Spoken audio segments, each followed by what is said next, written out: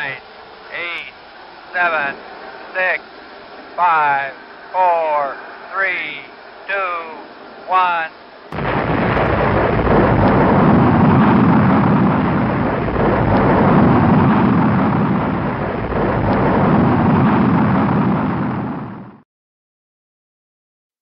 I was just trying to play as many videos as possible to stall. I was about to say that this like a furious clamoring for like stuff to, because you don't have a million. I have more. But I have more, but I refrain from playing all my videos. I was about to say, what? Is there a launch or something? Thing is, coincidentally, so one of us on screen right now did actually launch something this week.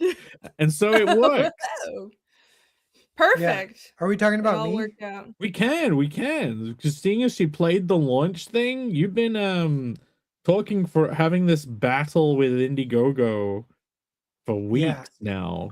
Yes. Yeah, because it's their last thing. They say they give me feedback and they're like, the date is past when you said it was going to launch. It's now a day past that. So update it to at least 2 days from now. And so then I update it to 2 days from now. And then they get back to me in 3 days and they say, the day has passed. So update it at least 2 days from now. That is so fucking stupid. It was straight up out of a weird, sci-fi dystopian kind of thing. Yeah, what a pain. Well, it looks like we both, well, not we both, but many of us have struggles with crowdfunding websites to talk about today. So look forward to that. But first, welcome everybody to Panel Breakers. This is the show where we, Pear and Jake and I and Phil, who is not here but will be here shortly, I assume, I hope, isn't that right? Phil, we talk about comics and storytelling and all kinds of good stuff like that. And today, the title is Growing with Your Creations. And I titled it that because I was just musing on Twitter about improving your work as you go through a project, which I very much embrace. And I think it holds... it stops people from like being paralyzed and never getting started on things. It's like being too afraid to start. I think I see a lot of creators where that happens. But anyways, that's what I wanted to talk about today. It'll be a loose, chill discussion, mostly nuggets. We'll just pull up whatever and hang out and talk to you guys in chat. So yeah, that's what's up. Thank you for being here, everybody. Cheers. We're gonna rename the show to The Camel Ignorers before. Hey. Well, you said cheers. Just broke that because you didn't ignore him, so now it's all ruined. Yeah, you ruined it. And Rini said cheers, so you got to drink now, Rini. Okay, cheers. Here's you my can't say cheers giant fantasy mug. I have it. It's like straight from the meme. There you go.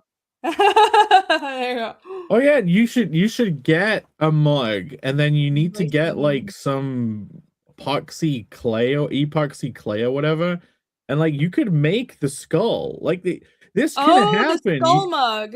But it can be something that like you find a mug and it just clips into it, so you don't have to wash this painted mug all the time. You know what I mean? We could find. Sure. No, I could do that. I can certainly do that. I have waste more time. Not. You know what? I'll throw this out because these are the most dedicated chat members. I have a beloved family member that makes like custom painted tumblers and drinks bottles and stuff. Let me find one. Do you guys like Pringles? No. Love Pringles. You hate Pringles? I absolutely love prawn cocktail Pringles. And so my sister made, oh, there you go. I said my sister instead of, believe it or not, I have a sister. Great. So like she made this. This is like done. Some hobby women, they do this shit. They buy a million materials to make things and get really into it, and then like it goes nowhere. But this is like cut out of like vinyl stuff, and it's all laid up. And it's cool. So yeah, it's like I'm drinking. Did she cut out just like print out a Pringles thing and then? Well, it's like a CNC machine. There's machines called like a Cricut machine.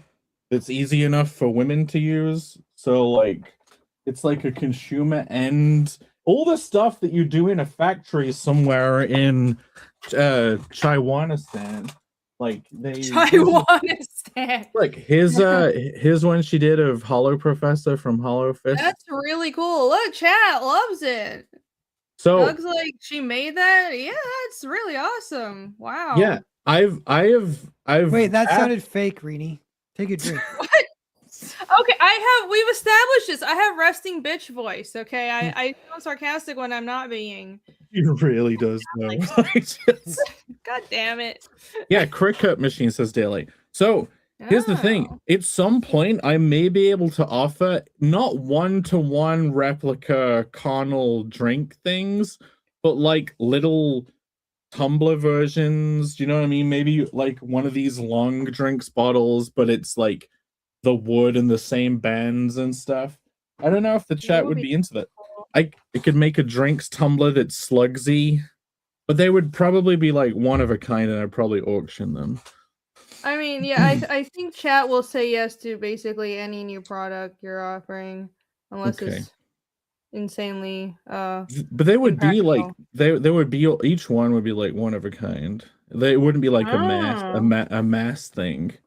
Yeah. Wow, yeah, like a handmade item.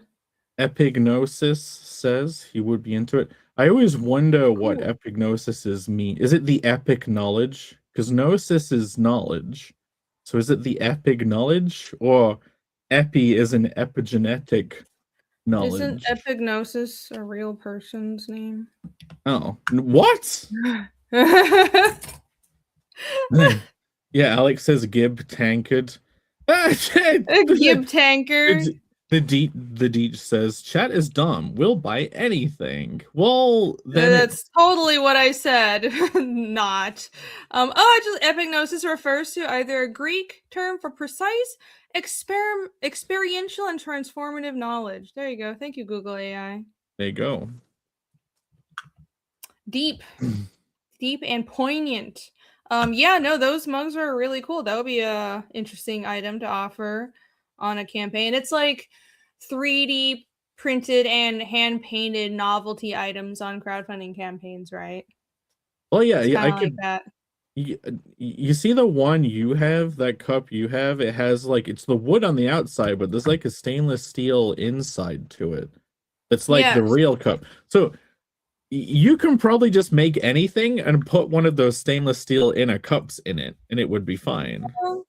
You could probably 3D print, and then you're not drinking microplastic 3D print crap.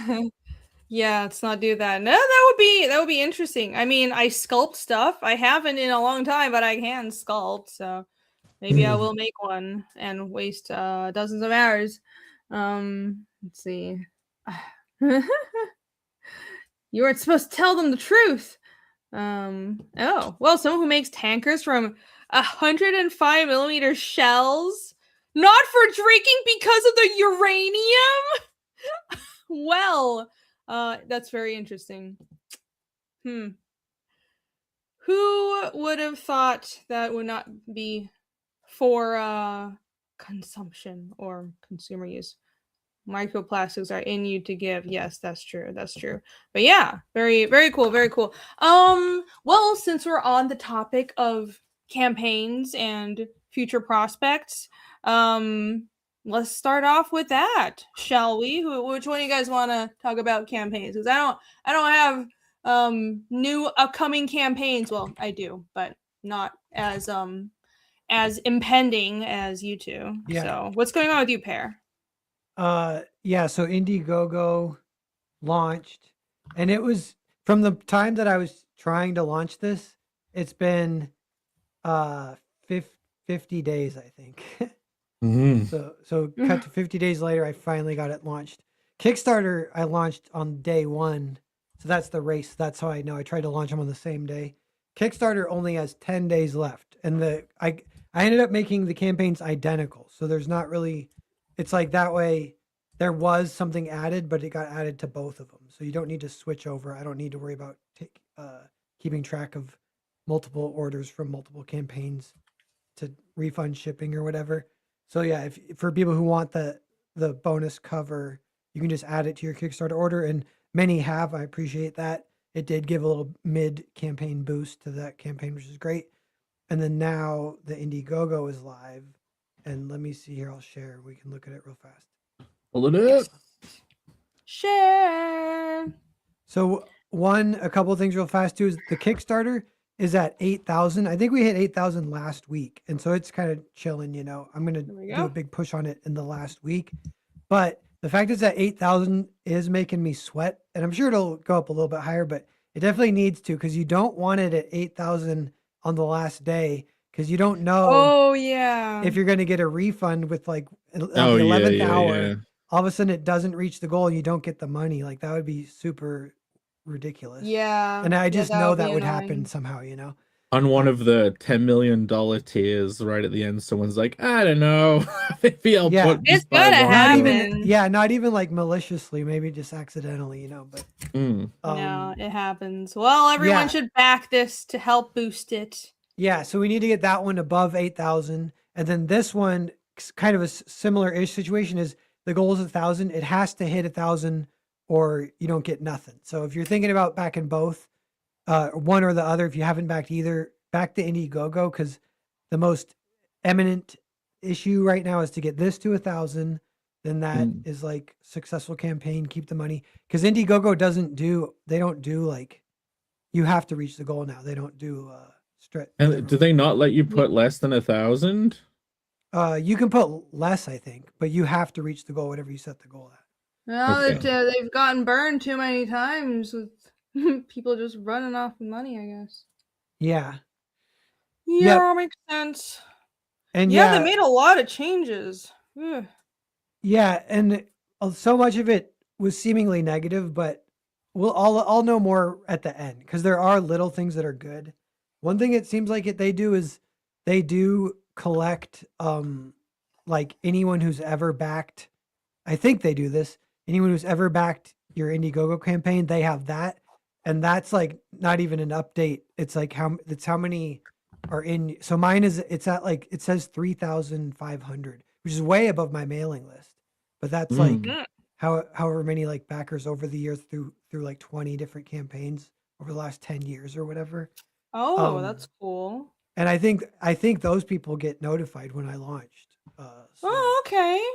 Interesting. Yeah, so it might still be worth using Indiegogo, even though that there are things about it that are annoying. I was a little like paranoid at first. I was like, they got bought out by a parent company, and I'm like, are they trying to? Not that this necessarily makes sense, but I was like, are they like trying to tank the company as a tax write-off or something? Like they're just like destroying it the way they changed it, you know? Like, oh, they have no earnings or something. Yeah. Which, by the way, that it sounds Dark Horse. Their CEO got ran out of town, and they got bought by. It's one of these like big multi-billion conglomerate corporations bought Dark Horse. Is that kind of the news of the week? Guy. I guess so, but I watched I watched the Matt TTT guy's video on it, and it was interesting. You guys should go check it out. It's Matt with like 7 T's. And he basically went over the history of Dark Horse and everything, but I couldn't quite understand what happened there. It's just this guy who's long time ran Dark Horse, and he's out now because the company got bought. Isn't that not great for, I don't know, maintaining the value and the direction the company's going in? I know one insider, nobody crazy, nobody related to like Mark, because Mark, publishes through Dark Horse. But I heard from one insider that the CEO was not the greatest, and it's good he's out. Oh, okay. Oh, really? What? Yeah. Oh. But then a lot of the news has been the opposite of that. The coverage. Yeah, all I've heard was that people think this is bad. Yeah, but what if that's him trying to pull strings and say, like, on his way out, it's like, that fucked now, it's really bad. You need to do articles saying this is stupid. Because, nothing happens organically. Only everything is manipulation. Yes, everything's manipulation. Everything's a deep plan. Well, you never know. Some things are.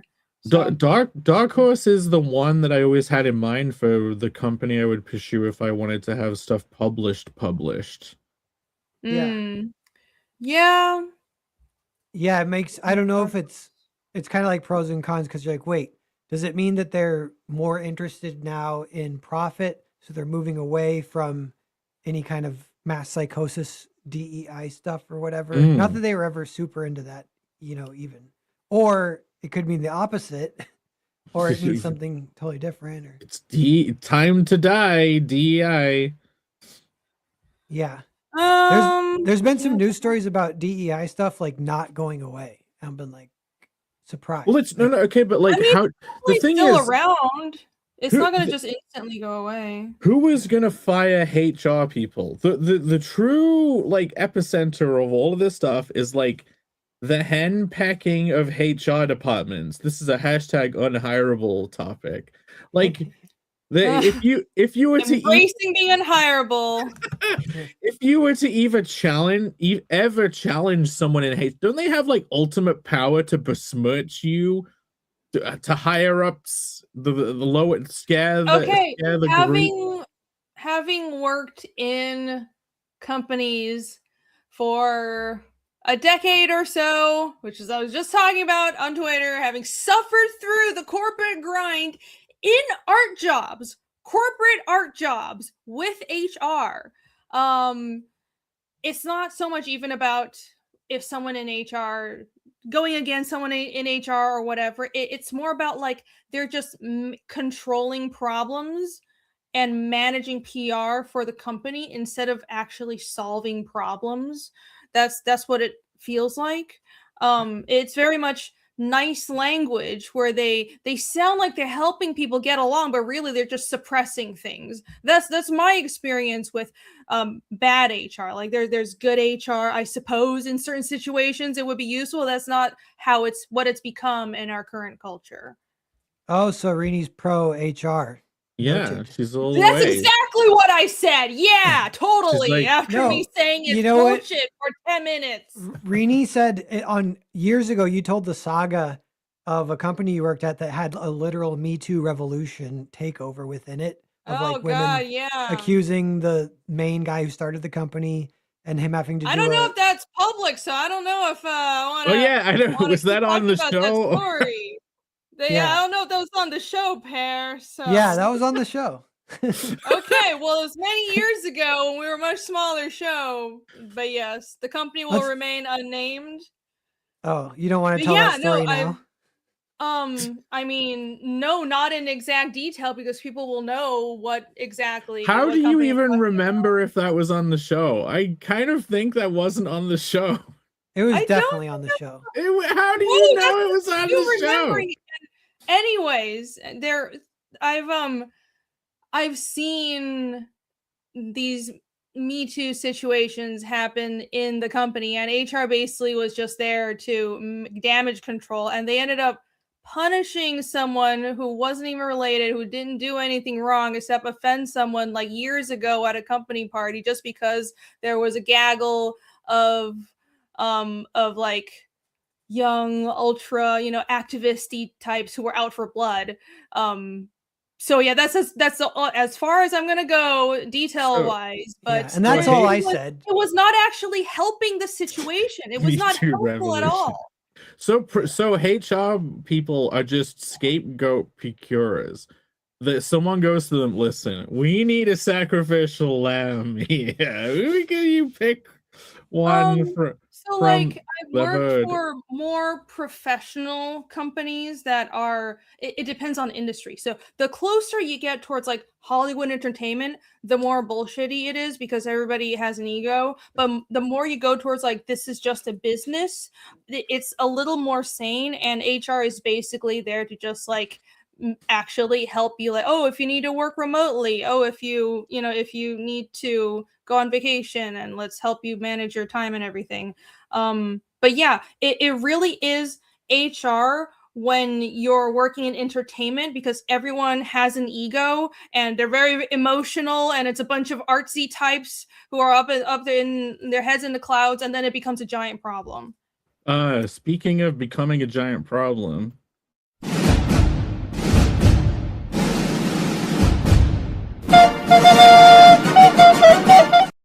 welcome, Phil. I was about to do that. It's my thunder.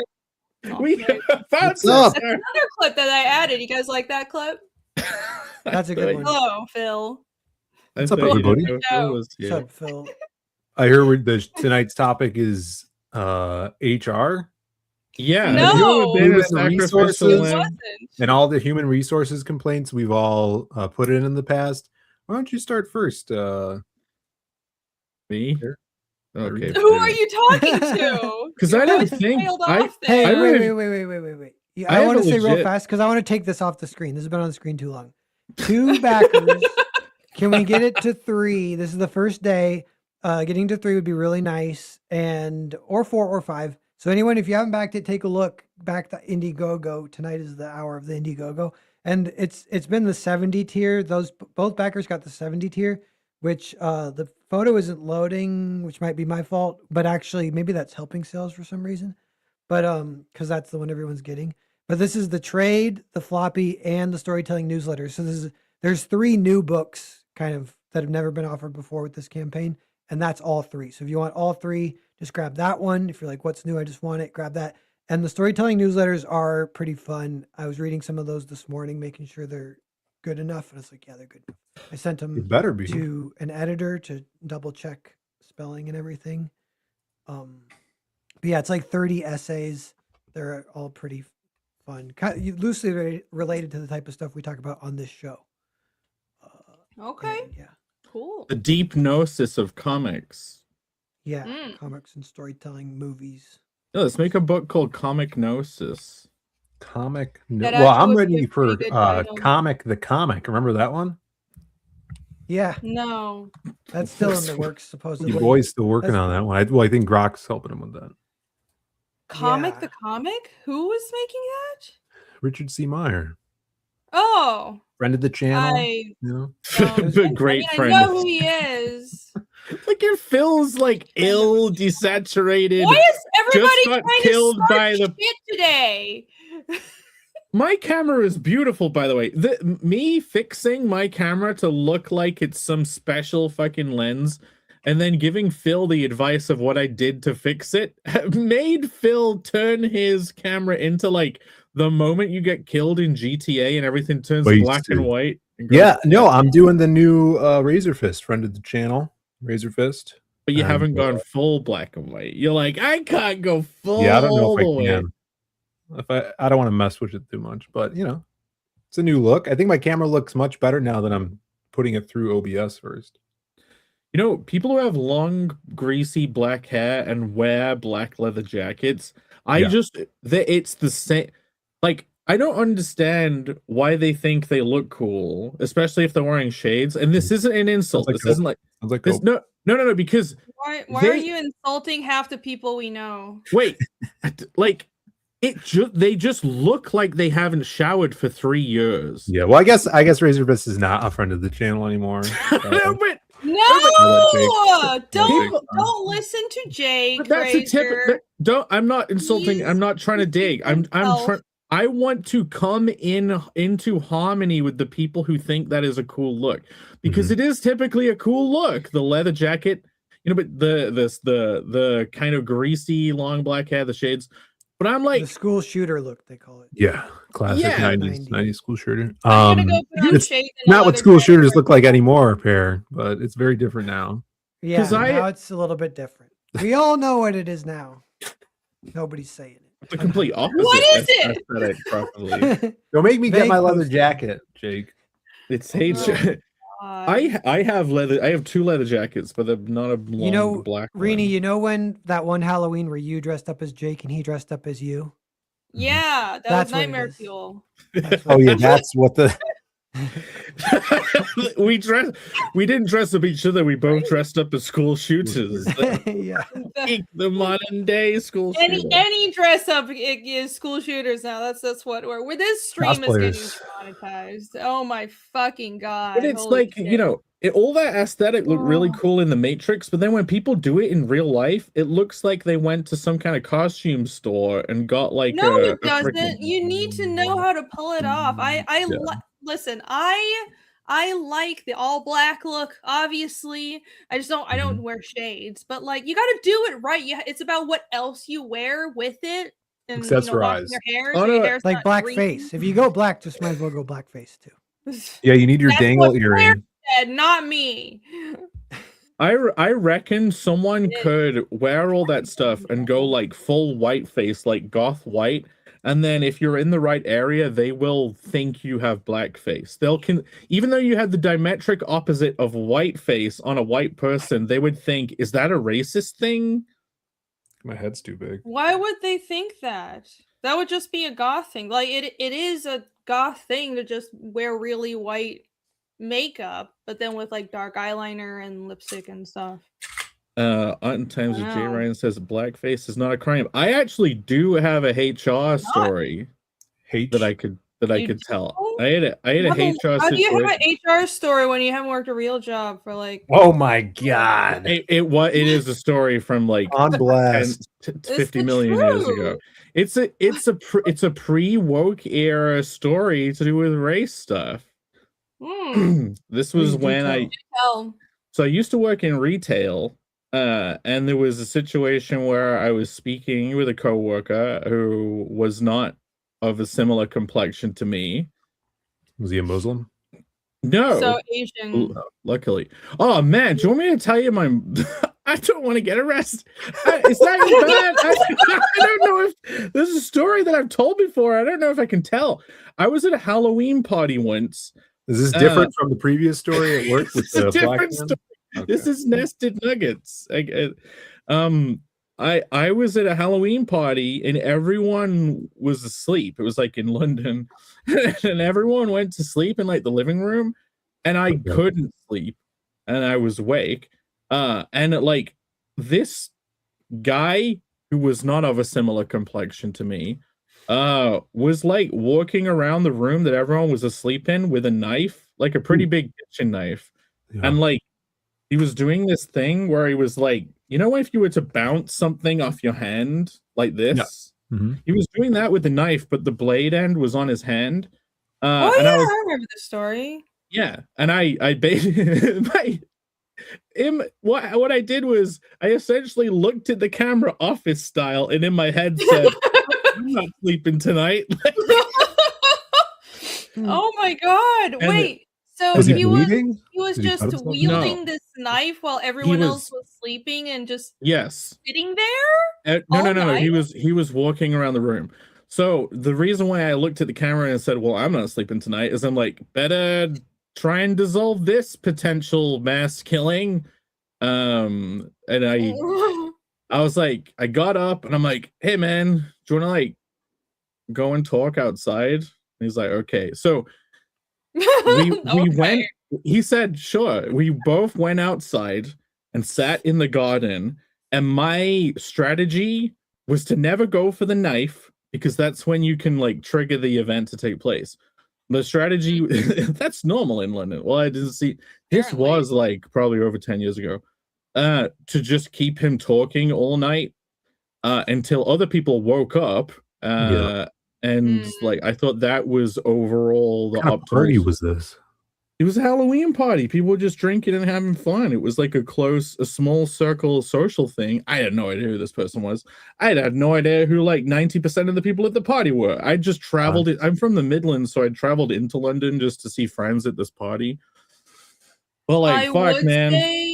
I would say you should have called the police, but then I forget. Then I remember that your police are completely ineffective and would have been like, why did you bother him? He was just innocently wielding a knife around. I have no comment on that situation, but obviously my calculation in my head was that I figured out an action that was the best to take. I kept him talking all night. The sun eventually came up. There were times where he placed the knife. I managed to relax him so much he placed the knife on the table, and I didn't go for it. Like I wanted to show that, like, hey, I'm not just talking to you. Hey, I'm cool, man. That's people's skills to know what to do when in a situation where like ain't nobody gonna help you, and you don't have guns either because it's fucking England. Yeah, so I kept that going until people woke up, and then I'm like, well, now there's no danger. How'd you relax him? Put the knife down so there's some space for me to relax you better. Let's get this knife out the way. God. But yeah, the Wow. whole night he was doing that. He was like bouncing the blade into. Oh, he Yeah, you was probably had a tapping picture. it as if it was someone tapping at your chamber door, right? Yeah, he was tapping at my rear chamber door all night, Phil. Oh my God. Only this and nothing more. Well, you probably did stop a mass stabbing that night, your so ass. well done, Jake. Yeah, I'm who sure you knows? saved It all was the a people there. singular stabbing. Maybe the nice knife man of a different complexion to me was just, just he wasn't gonna do anything with the knife. Knife of a different Sure. color. And then he called HR on you in the morning. Yeah, Oh, then yeah. it was like, oh, I work with that guy. Actually, he's just never seen me. And now I'm gonna call in HR. Now that's a different story. That story is we're all doing a stock. You aren't take. allowed to tell 2 stories in a row. Okay, You gotta okay. move on. I'll save it. I'll save You it. can come back rules. later. I'll save it. That's good. Yeah, that was one of the most stressful times in my life. It was that time, the time that someone planned to kill me in school, but then like decided not to. The time I got punched in the face twice because all my friends ran away. Twice?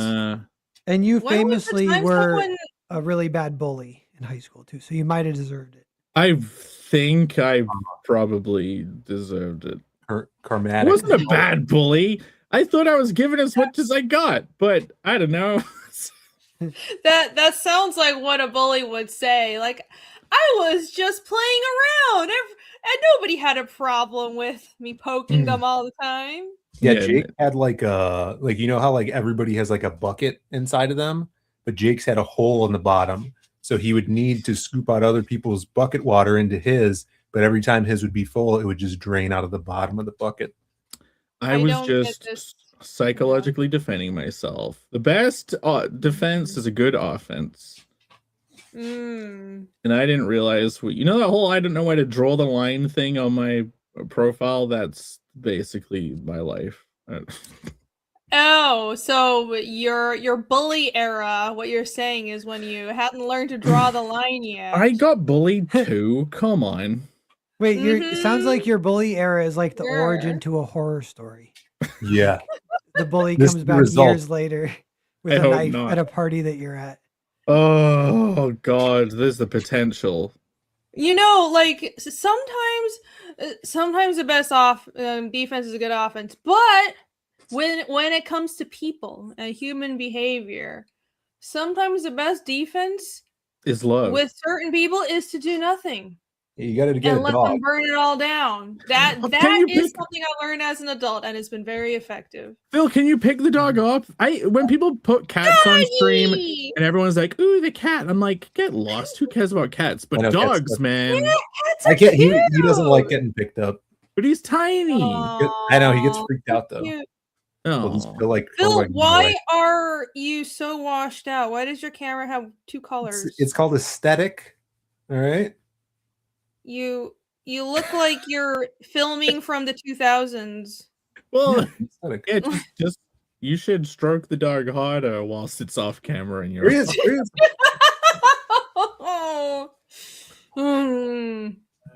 Well, ooh, Lieutenant Hughes, member for 46 months. Thank you, Lieutenant Hughes. Said, not sure about the name, but hail to everyone. What I'm saying. Not sure about the name. The dog's name? No. Which name? Panel breakers. Which name? Panel breakers. Oh, everyone's a critic. Everyone's a critic. That can He's be been done. gone for a while. It's been a while. Yes, it's been a while. After much struggle. Looks like kind of. Looks even worse than night vision. Just go full black and white, Phil. This like emo era. Decide do you want color or black and white, or just go back to how it normally looked. You gotta go full razor fist. Like you do not understand how cool a long black leather jacket, greasy long black hair. And there we go. How's that? You've slightly better because there's more contrast. Now That is MySpace tier. Like that. No, I'm enjoying it. I like that. If you're gonna go early 2000s, just embrace the MySpace look, the early DeviantArt days look. Maromi, member for 49 months. Thank you. Maromi says, "Get on the bus." That's right. Someone needs to do that meme of like, who's that short king going on the car? Like, get in the car. It needs to be, but it's Short us. king? Short king? Camel? No, Oh, it's okay. a term. Guy, the short guy. He's the only Black short guy. king I know. What's his name? Is Kevin he Hart. that short? Where's that photo of me with him? He's very short. He's shorter, but I don't know if he's short. None of you guys The only- knowing. The only thing I really noticed about You guys know Short Round? Yeah, he's Asian. Not talking about short round. Mr. Jones! Mr. Jones! isn't short. I thought Short Round was the name of a dog, No, it's the name of an Asian. No. an Asian dog. Terrible. Okay. Yeah, Hello, Oh, Bob you can't see Junkie. him, damn it. So right there, that was Pear's campaign update. Jake, did you have any campaign updates? I can't two stories at once. Yeah, I'll pull one. The epic sojourn of carnal fulfillment. You see this book? This is like one of the special editions of the book. Oh, So, We strategically placed symbols on the yeah, breast. don't do not reveal. If you bought this, by the way, find a way to read the book without looking at any of the covers. Like anyone, there's too many spoilers on covers. The back cover of the other one as well. Like, don't the other one of this set. The back cover has like it's like all covered up. I like the texture of that book. Yeah, you got the mirror shine, and then it has the luxury. They don't call it soft touch matte. They call it like super matte in the industry. Oh, so apparently. that really, or is that just a printer term? Well, I mean, that's what I said in the industry. But yeah, Your so specific printer. this is getting closer, but like I've been trying to gear up to prepare people for the next book. And people have been asking in the chat sometimes for a sign up page for this book. So if I can pull it up, today it went live. I have to open this URL in a different page. Connell, It's Turbo Matt next week. Funny. It's a Turbo Matt. I updated the campaign page for Connell. You can go to connellcomic.com and you can check out the all new page. The old page still exists, so it's like not lost. But yeah, look, there are several reveals today. Oh my! Have you guys seen this? Para, have you? Woo! Oh, nice. Pez read it. That looks like so much fun. That the character designs and the website, the webpage, cool. So yeah, in the background is one of the covers. So it's Connell the Barbarian side quest. This is launching on the 30th of April. I've decided by then everyone should actually have their books from chapter 1. So it's not going to feel like it's that I'm launching a whole new thing before you even get your first one. Please do not buy these books for your children. Do not. This is adults only. But that I'm trying to see this artwork like deforms around depending on how you like move the page, and you get like a if I do this indeed become Hilda. Yeah, so this is called this is called Connell Barbarian Side Quest 1 Bad Dragon, launching 30th of April. You can see there is Connell here. There is the aforementioned Bad Dragon, but yeah, this we get 2 new characters. We are introducing Kamhilda and Sagatha, the 2 Fapu no Jutsu battle maidens. Mm-hmm. Have you guys heard of the ancient art of Fapu no Jutsu? Phil's abandoned his pet, and so is Irene. I'm back. I was getting my hair clipped. Yes. I can and imagine Pear's what is it is. completely abandon you and was completely quiet. Yeah. The ancient Chinese art of Fapu no Jutsu. Yeah, that you came up with? they have these special weapons that are powered by the Fapu no Jutsu restraint abilities that are powered to no Fapu Jutsu. Yeah. Epic says he's a black belt in it. Are they powered by that, or are they like? How does that work? What's happening? What do you mean? There's in the world of Connell, all of the magical abilities is kind of powered by horniness, the innate human life force, it's a lot of perverted stuff. But there is a whole, in real life we have the whole NoFap movement. In the world of Connell, this story we encounter an ancient secret order of NoFap shamans who hold the power within them. So Kamhilda and Saga, they have their special Fapu no Jutsu weapons, edge blades they're called. Edge blades. They're edging weapons.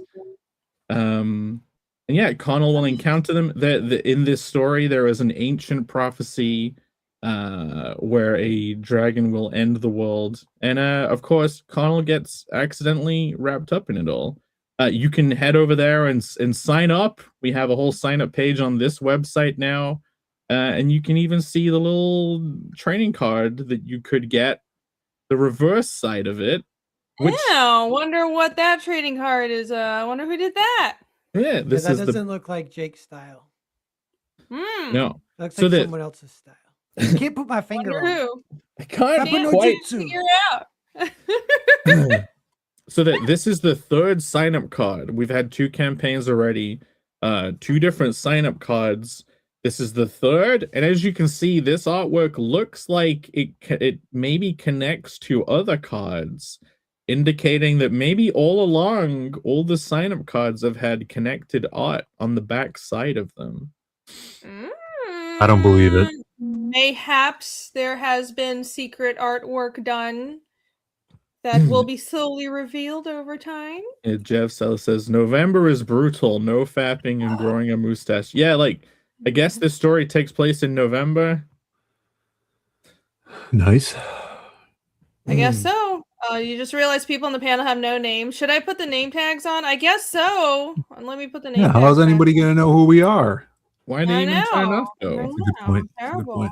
I turned them off because I used StreamYard as a recording studio, and then it backfired because then the resolution was really slow, and I realized I could just do it through OBS. So, anyways, I'll turn it back on. Where is the other missing card? If you mean the connecting, yeah. So you know the hashtag first 100 cards that everyone has had on their last few campaigns. This campaign will have that first 100 cards. You'll be able to complete the set. Sweet. Yeah, Comics Legend was just asking about that. Yeah, so yours is going to be for that. Yeah. First one, Jake never did one. This is the campaign that will have that Comics Legend. So yeah, go sign up. I don't really want to reveal much more than everything that's on this page. This already seems like a lot. But yeah, I also did a tweet this week that showed the first page. The first 8 pages, they're all drawn, they're all lettered, and like 3 of them are colored. And I should have the rest of that's what the preview is. The preview is going to be the first 8 pages. That'll be revealed on like the day we launch on the 30th of April.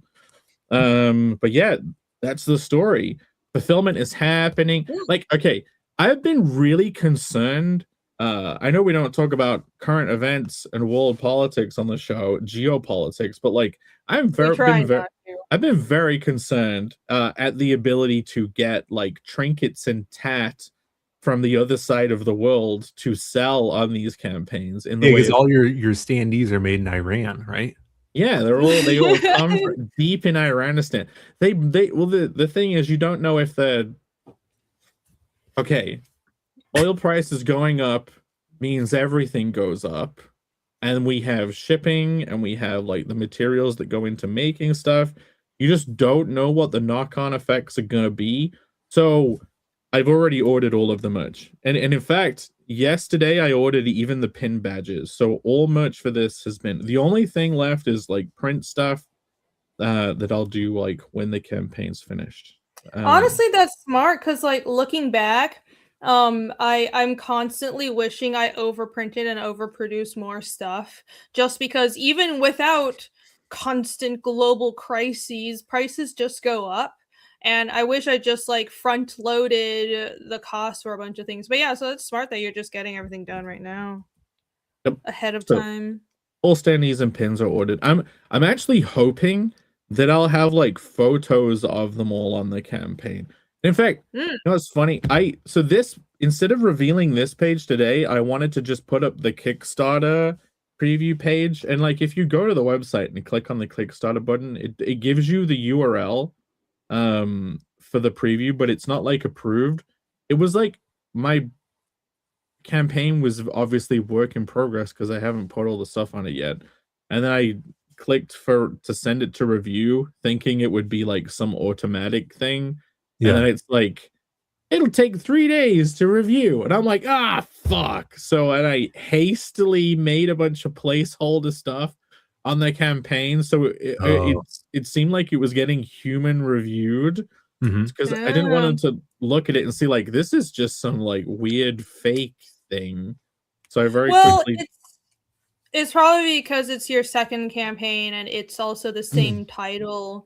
So they're more strict about you can't about having like multiple books of the same series open on Kickstarter, which makes sense. Yes. So that isn't live. So it meant that this wasn't going to go live today, but because of that, I wanted to have something to show off today, and this did go live. You can put your email address in here and click join. This is like a different mailing list to the MailChimp one. I will merge them, but I'm figuring out what to do mailing list wise. I think you can incorporate MailChimp into Wix. I just didn't look into it today. But yeah, so if you want to like, if you have subscribed already and you want to kind of like show me that this system works, you could sign up here as well. Double, triple, sign up all the time. Sign up over and over again. I love that dragon. Oh, sorry. I love the dragon's eyes. They're really cool. Yeah, it's very cute. I am so glad I get like wasn't gonna reveal the dragon for a while. I am hype about this guy. So as a kid, if you're a fan of like, there's obviously the Charmander Charizard link. Digimon. Yeah, he could be. There is some Sonic the Hedgehog vibes in him, and there is Spyro the Dragon vibes in him. So this little guy whose name has not been mentioned yet is like a combination of like also of Sonic, Sonic the Hedgehog, Spyro the Dragon, and a little bit of Bart Simpson with the fucking spiky hair. I see it.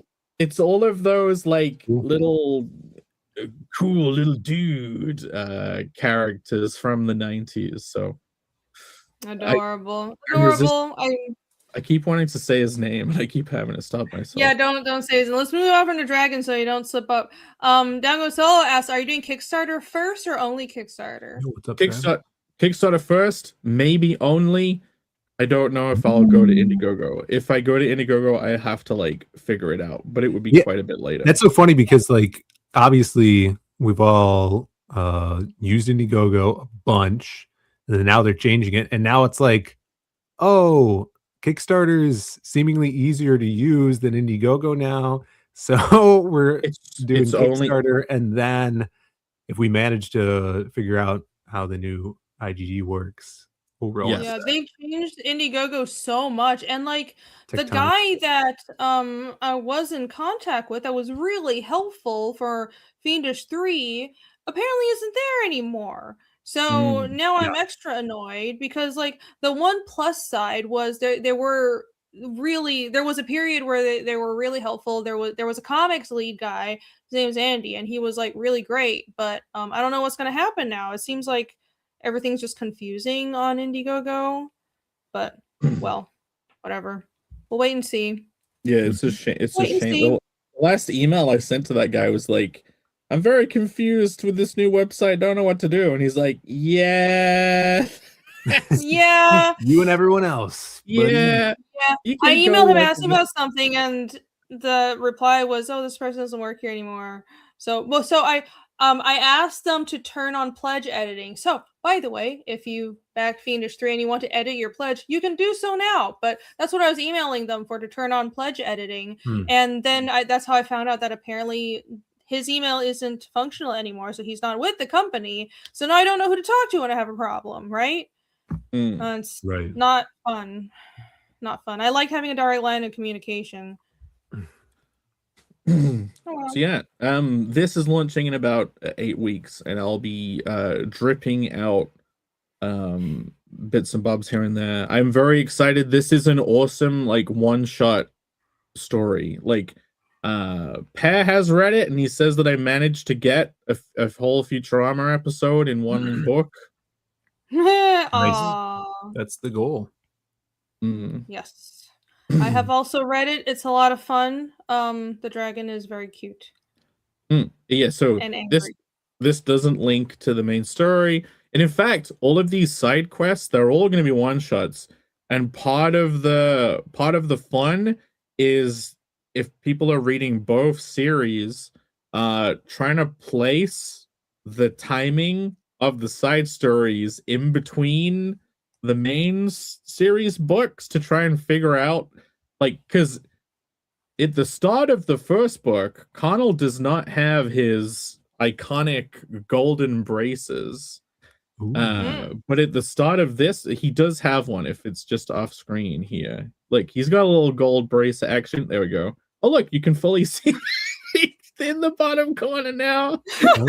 I made sure that this was like cropped off no matter what you did, so it's okay. But look, that is the soothsayer. Oh my god! That is the Fapu no Jutsu soothsayer.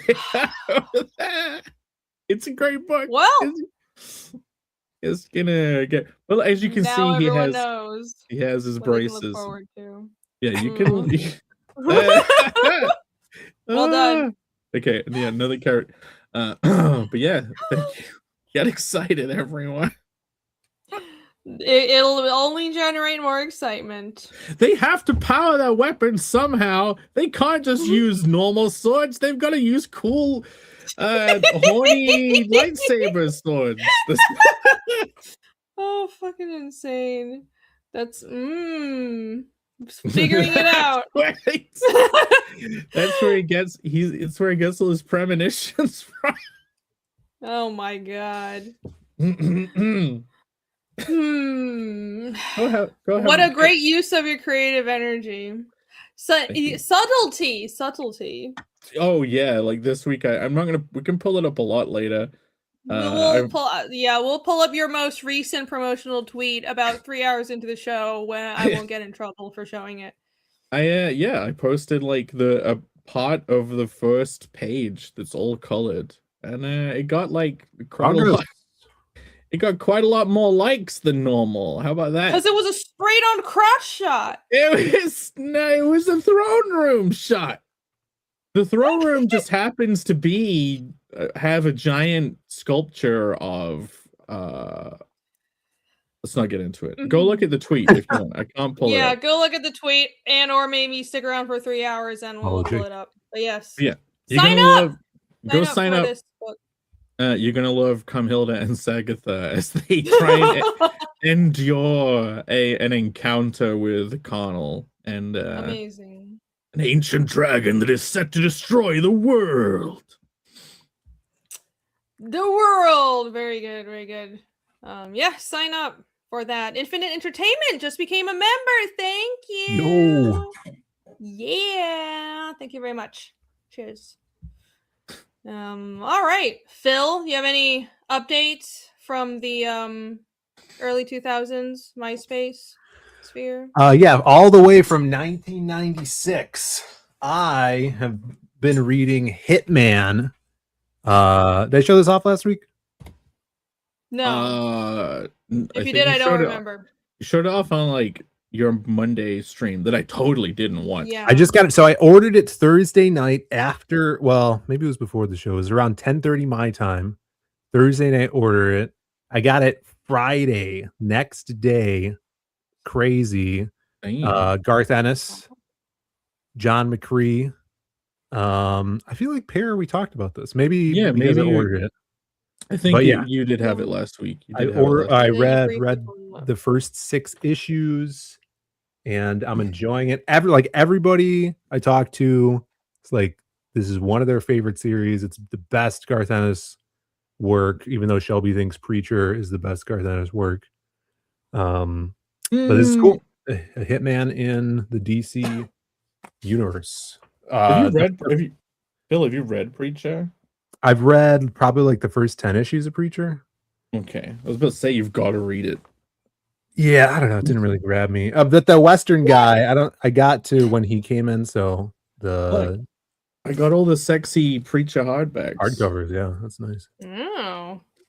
So I'm pretty sure that was after this. The first story arc is Hitman's hired to kill the Joker in Arkham Asylum, which is pretty funny. But yeah, I'm enjoying it. I'm like really excited to get through it. I got this, and then this came as well, which is volume 2. There's 2 volumes of this. Look at all this freaking. Oh damn, that's a lot of books. Is that the only volumes? Yeah, they just came out last year. Volume 1, volume 2. There's an ending to it, I hear. And yeah, so this is a little homework that I'm doing.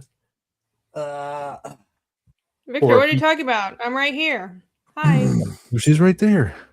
So that's for homework for future project.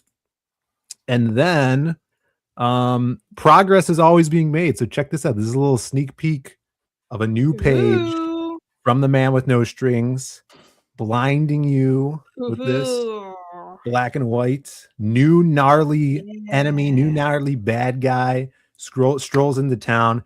This is for issue 3. So what we're selling right now, the pre-order is issue 1, and that is going to be shipping out after April 10th.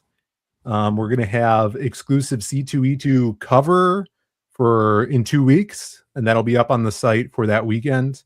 Yeah, thank you, Dale. This is insane. Oliver is now like really hitting a great pace with the pages he's producing, and like I think, where are we?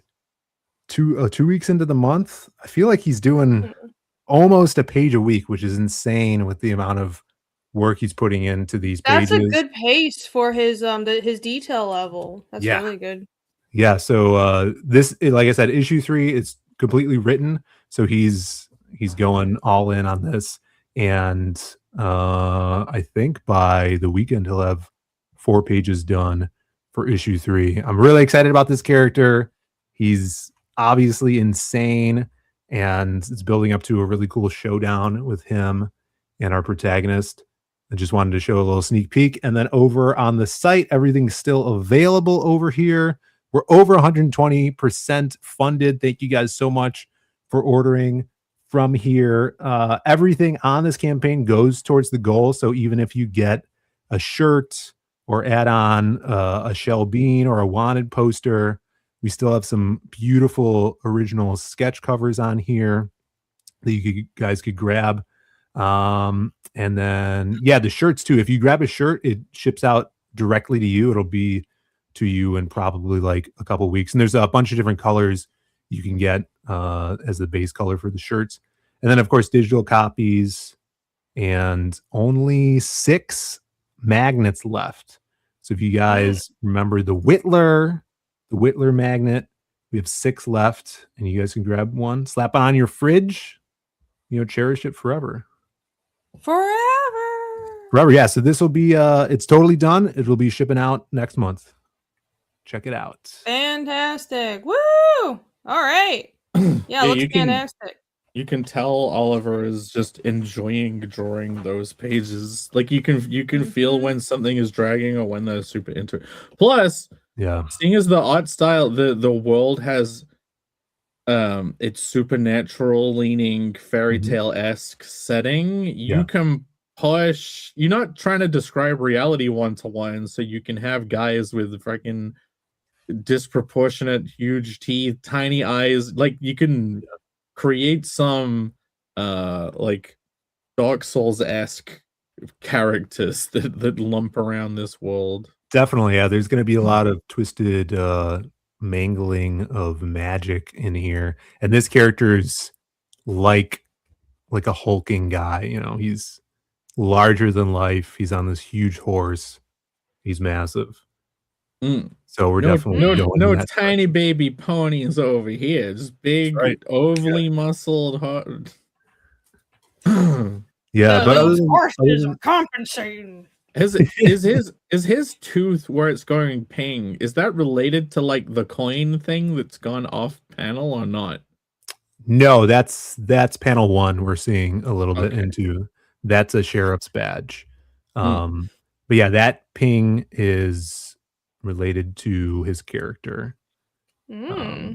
So yeah, you guys will see when the time comes. This hopefully we could have issue 3 out by the end of the year. I'm trying to have issue 2 ready for Heroes. I mean, it basically is ready for Heroes. It just needs to be lettered. So trying to get like this first arc done for the end of this year, and then we could do a collection, which would be so rad. But yeah, other than that, just been doing a lot of like I guess like pre-writing work for an upcoming project, like brainstorming and throwing ideas back and forth with another creator, which has been super fun, and getting ready for C2E2. So we're going to be doing some printing this weekend for that as well. Great. Great. Yeah, I'm really hoping that these characters, the designs end up getting pushed almost in like a One Piece proportional direction. I know it's not going to be all the way there, but just seeing this guy's head is making me think like, man, what if they got real extreme? Yeah. Yeah, I think you'll you enjoy it, because I love that stuff, and to see that type of like characterization and caricaturing in Oliver's style is wild. Yeah, because it's obviously he's not a cartoony guy, but if you can push something to have what you would say is more stylized cartoony proportions, One Piece style, but it's like drawn with that realism, grit, detail of Oliver's style, I think that would be a like an amazing combo. Yeah, I'm looking forward to it. I'm trying to build like a gang of rogues, you know, like I want the villains to be as awesome and character-y as the heroes of this story. Yeah, now you're saying that, I'm thinking like I'm trying to imagine all of the like Venture Bros tier concept villains of like there's a guy who's made out of all gold and everything. It's called Midas or something. The Midas that's you're thinking of for the project that is unannounced. That's what that book is gonna have. Okay. Shit, you know. That's okay. I mean, I wasn't accidentally talking about that. I did mean this, but at the same time, that is good job. Yeah. There's an unannounced project? Camel wants to letter. What? Yeah, Camel will letter for $2,000. That's a reasonable price, right? $20,000. $20,000, even worse than I thought. I could afford 2,000, but not 20. Casey Anthony says, "I hope there's a cowboy with a heroin addiction." No idea what's going on. That was a thing. There is going to be what? I mean, I guess I don't know if it was heroin back then, but there will be a story arc where opium is a big plot device. Sweet. Down the line. Wow. You should have an evil empire of people who are really racist and snooty, and they inflict the opium wars on a different set of people, and then centuries later just imagine this big empire that makes a lot of enemies all around the world for centuries, and then in the modern times every country comes back to get their revenge in the modern era. Everyone's Nah, really mad not at them for no everyone. reason at all. Let's Don't know where you'd go for that inspiration. Let's see. They're saying that Jake and I look like One Piece characters. Yeah, I saw that. Appreciate I would it. love to be I like suppose so. as huge as a One Piece guy. Like if you're one of those fucking, the guy's frame is like twice the width. Could mug anyone. Like he walks into the room, everyone else is insta mugged. That Like the has head. to be in the meme now. Jake as a One Piece character. Jake, all of us is We already did that. Remember we did the Oh whole. yeah, he it did was do all that. One Piece. Ah. That was awesome. That was more literal. Yeah, it's true. Like Alex, all you have to do is take a photo of us, Photoshop like a weird proportion version, then convert that into like an Oliver Isabedra / One Piece style. A lot more work, but you know, Much more. way work. Yeah, work. you have to see if the AI can merge styles now. The ultimate test. Oh no. The AI can do so much. I have been saving something ready for Phil. Seeing as we're on the topic of AI. Are we? Oh, well, I we don't guess have now to we be. are. No, that's fine. Yeah, No. let's see it. Move on. Show it to me. Okay. Are we talking nugs? I got some nugs. We Is it can the Brought nut. it up. We can nut. No, Don't we're you not. say it, Phil. I already saw it. There should be a subsection of burning nugs when you really want to talk about your nug. Burning That's Nug. that's all of Pear's nugs because he just interjects and says, "I want to talk about this They're all now." burning next. They're My all nugs are all burning. burning. nugs. Phil They're already burning a guessed. hole. Phil already guessed it. You seen this? Oh Yeah, yeah, Brent- no, I've Brandon seen sent it to these. me. I still haven't seen this movie. Rip that guy. He's dead. Whoops. Anyone have some change? Actually, they're both Huh. dead. Jim Carrey is dead, and the guy who plays Jim Dorian. Carrey is not dead. He's not dead. What was that movie from? I still haven't seen it. I've seen that clip because everybody's like, "This is my first crush." I don't know. I've never seen it either. It's an I've never- 80s film. It's not Fast Times, is it? Fast I've never Times is the No, I forget. I've never pool seen it either. scene. It's called, chat will get it. Career Opportunities? Is it? That doesn't ring a bell. I think That's a it's something terrible title. 1990. Yeah. I always had a fantasy of like you take a cast of your own face so that you can make your own customized like mask. I know. Take a cast and then you like cast that and then you put the clay over the top of it to make the exaggerated version. Then you recast that in the foam. Mhm. Too much effort though. Yeah, you just pay someone like $2,000 to do it for you. It's just chin. You should And pay teeth Camel 20,000 to do it though. No. You could pay a normal person 2,000 to do it, or you could pay Camel 20,000 to do it. Yeah. He had fake teeth too. His teeth are fake. The mask. Well, yeah, all that's that's fake. obvious. yeah, Yeah. all of those. Well, the AI replacement videos, it's falling into that category of like, yeah, you just have a platform for movies where you buy like the Mask DLC, and now it's Schindler's List, but with the mask in it. Oh, or Schindler's you Mask. get to just plug in whatever actor or face that you want to see. I mean, They're it's doing already that now, becoming that. Yeah, it's already becoming that. People are just using AI to like switch out casting that they don't like. Camel predicted this There you go. a couple years ago. Gonna be able to recast. What's it, make their Campbell? own Was it? movie. I have heard that. Camel knows I don't all. remember who mentioned it. Yeah, I mean other people predicted it also, but Only Camel knows about AI. Only Campbell's No ever one else says knows Camel about Knights. it. Go back. We were on the ground floor with Camel Knights. We premiered the Will Smith spaghetti on Camel Knights. The original. The original. And yeah. you've been It came Every- from Camel. He there made has every time there is an updated Will Smith spaghetti eating, there has to be a new Camel Knights. That's what I'm saying, but he refuses. It's Hmm. like it's the Mhm. Pope smoke of Camel Knights is a new Will Smith. Yeah, I He was said like, Phil's correct. So what's up with Camel? settles How many months ago was it when you're like, oh, I'm not getting StreamYards again, And then you message me like 2 weeks later. You're like, "Oh, we're gonna do Camel Whites more because I just paid for StreamYards," and then we haven't done it ever. Now, I'm not saying we should. I'm just saying. Nah, Phil's talking to he's us from like the past or busy something. with What other is he doing? things. I know, it's too long ago. No, I just mean his face. He looks like Oh so no, he look, nostalgic. did you just notice that he has a MySpace filter on? Is this the he Pear just doesn't saw look his at Pear doesn't camera. look at us ever. He's doing something else. No, he's been hiding behind his microphone this whole time. Yeah, how does everybody look? You like it, Pear? Yeah, it looks good. Except it's distracting, but it's cool. With AI, I was telling Jake I resubmitted or subscribed to X for like $10 a month or whatever. And this is like promotion for Grand Prix was like my plan, I guess.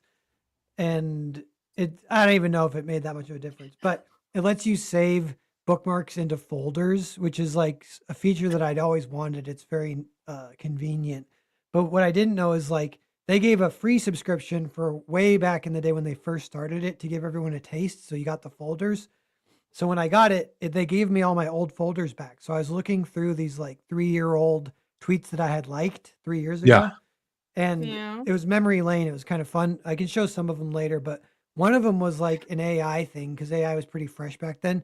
And it was an AI like fake influencer girl talking about a song that she had made and couldn't wait to share it or something like that. Except, yeah, she looked so fake and disgusting and scary. Especially was it the Brazilian girl with like the little buns on her head? Because I remember that was one of the early ones, and even people were being tricked by that. And I'm like, that looks like a Final Fantasy character. Is it what you're sharing? No, I'm sharing some nugs, but I don't have that nug right up. I didn't even know you could do like folders on X. You can bookmark and sort your bookmarks. It's a lot. I'm still pretty bad about like what button to click to do it. Because I'm like trying to move them from folder to folder. It won't let you do it. Like, what the frick? Yeah, it's a pain in the ass. Yeah, you can save tweets and lie to yourself that this is definitely gonna come in useful. You're gonna go back and look at that tweet in the future. One of you do throw up mine though. I want to talk about some nugs. What's up? Okay, I'm firing off some rapid fire nugs, and a few are big, and we'll go through a few fast. But one of them is this guy saying, watching 40-year-old version and realized selling a bunch of superhero collectibles to open an independent electronics store is among the worst investment decisions you could have made in 2005. Isn't that funny? It went the exact opposite.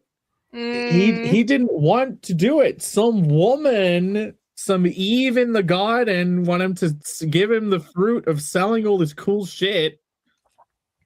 She worked at an eBay held on to store. that stuff to like for another, like 15, 20 years, he could have sold it all and retired completely forever or whatever.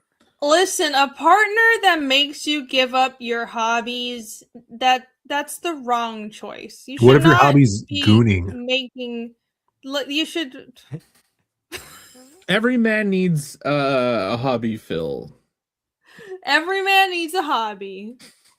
Women need more hobbies too, apparently. My God. Oh, that's a fact.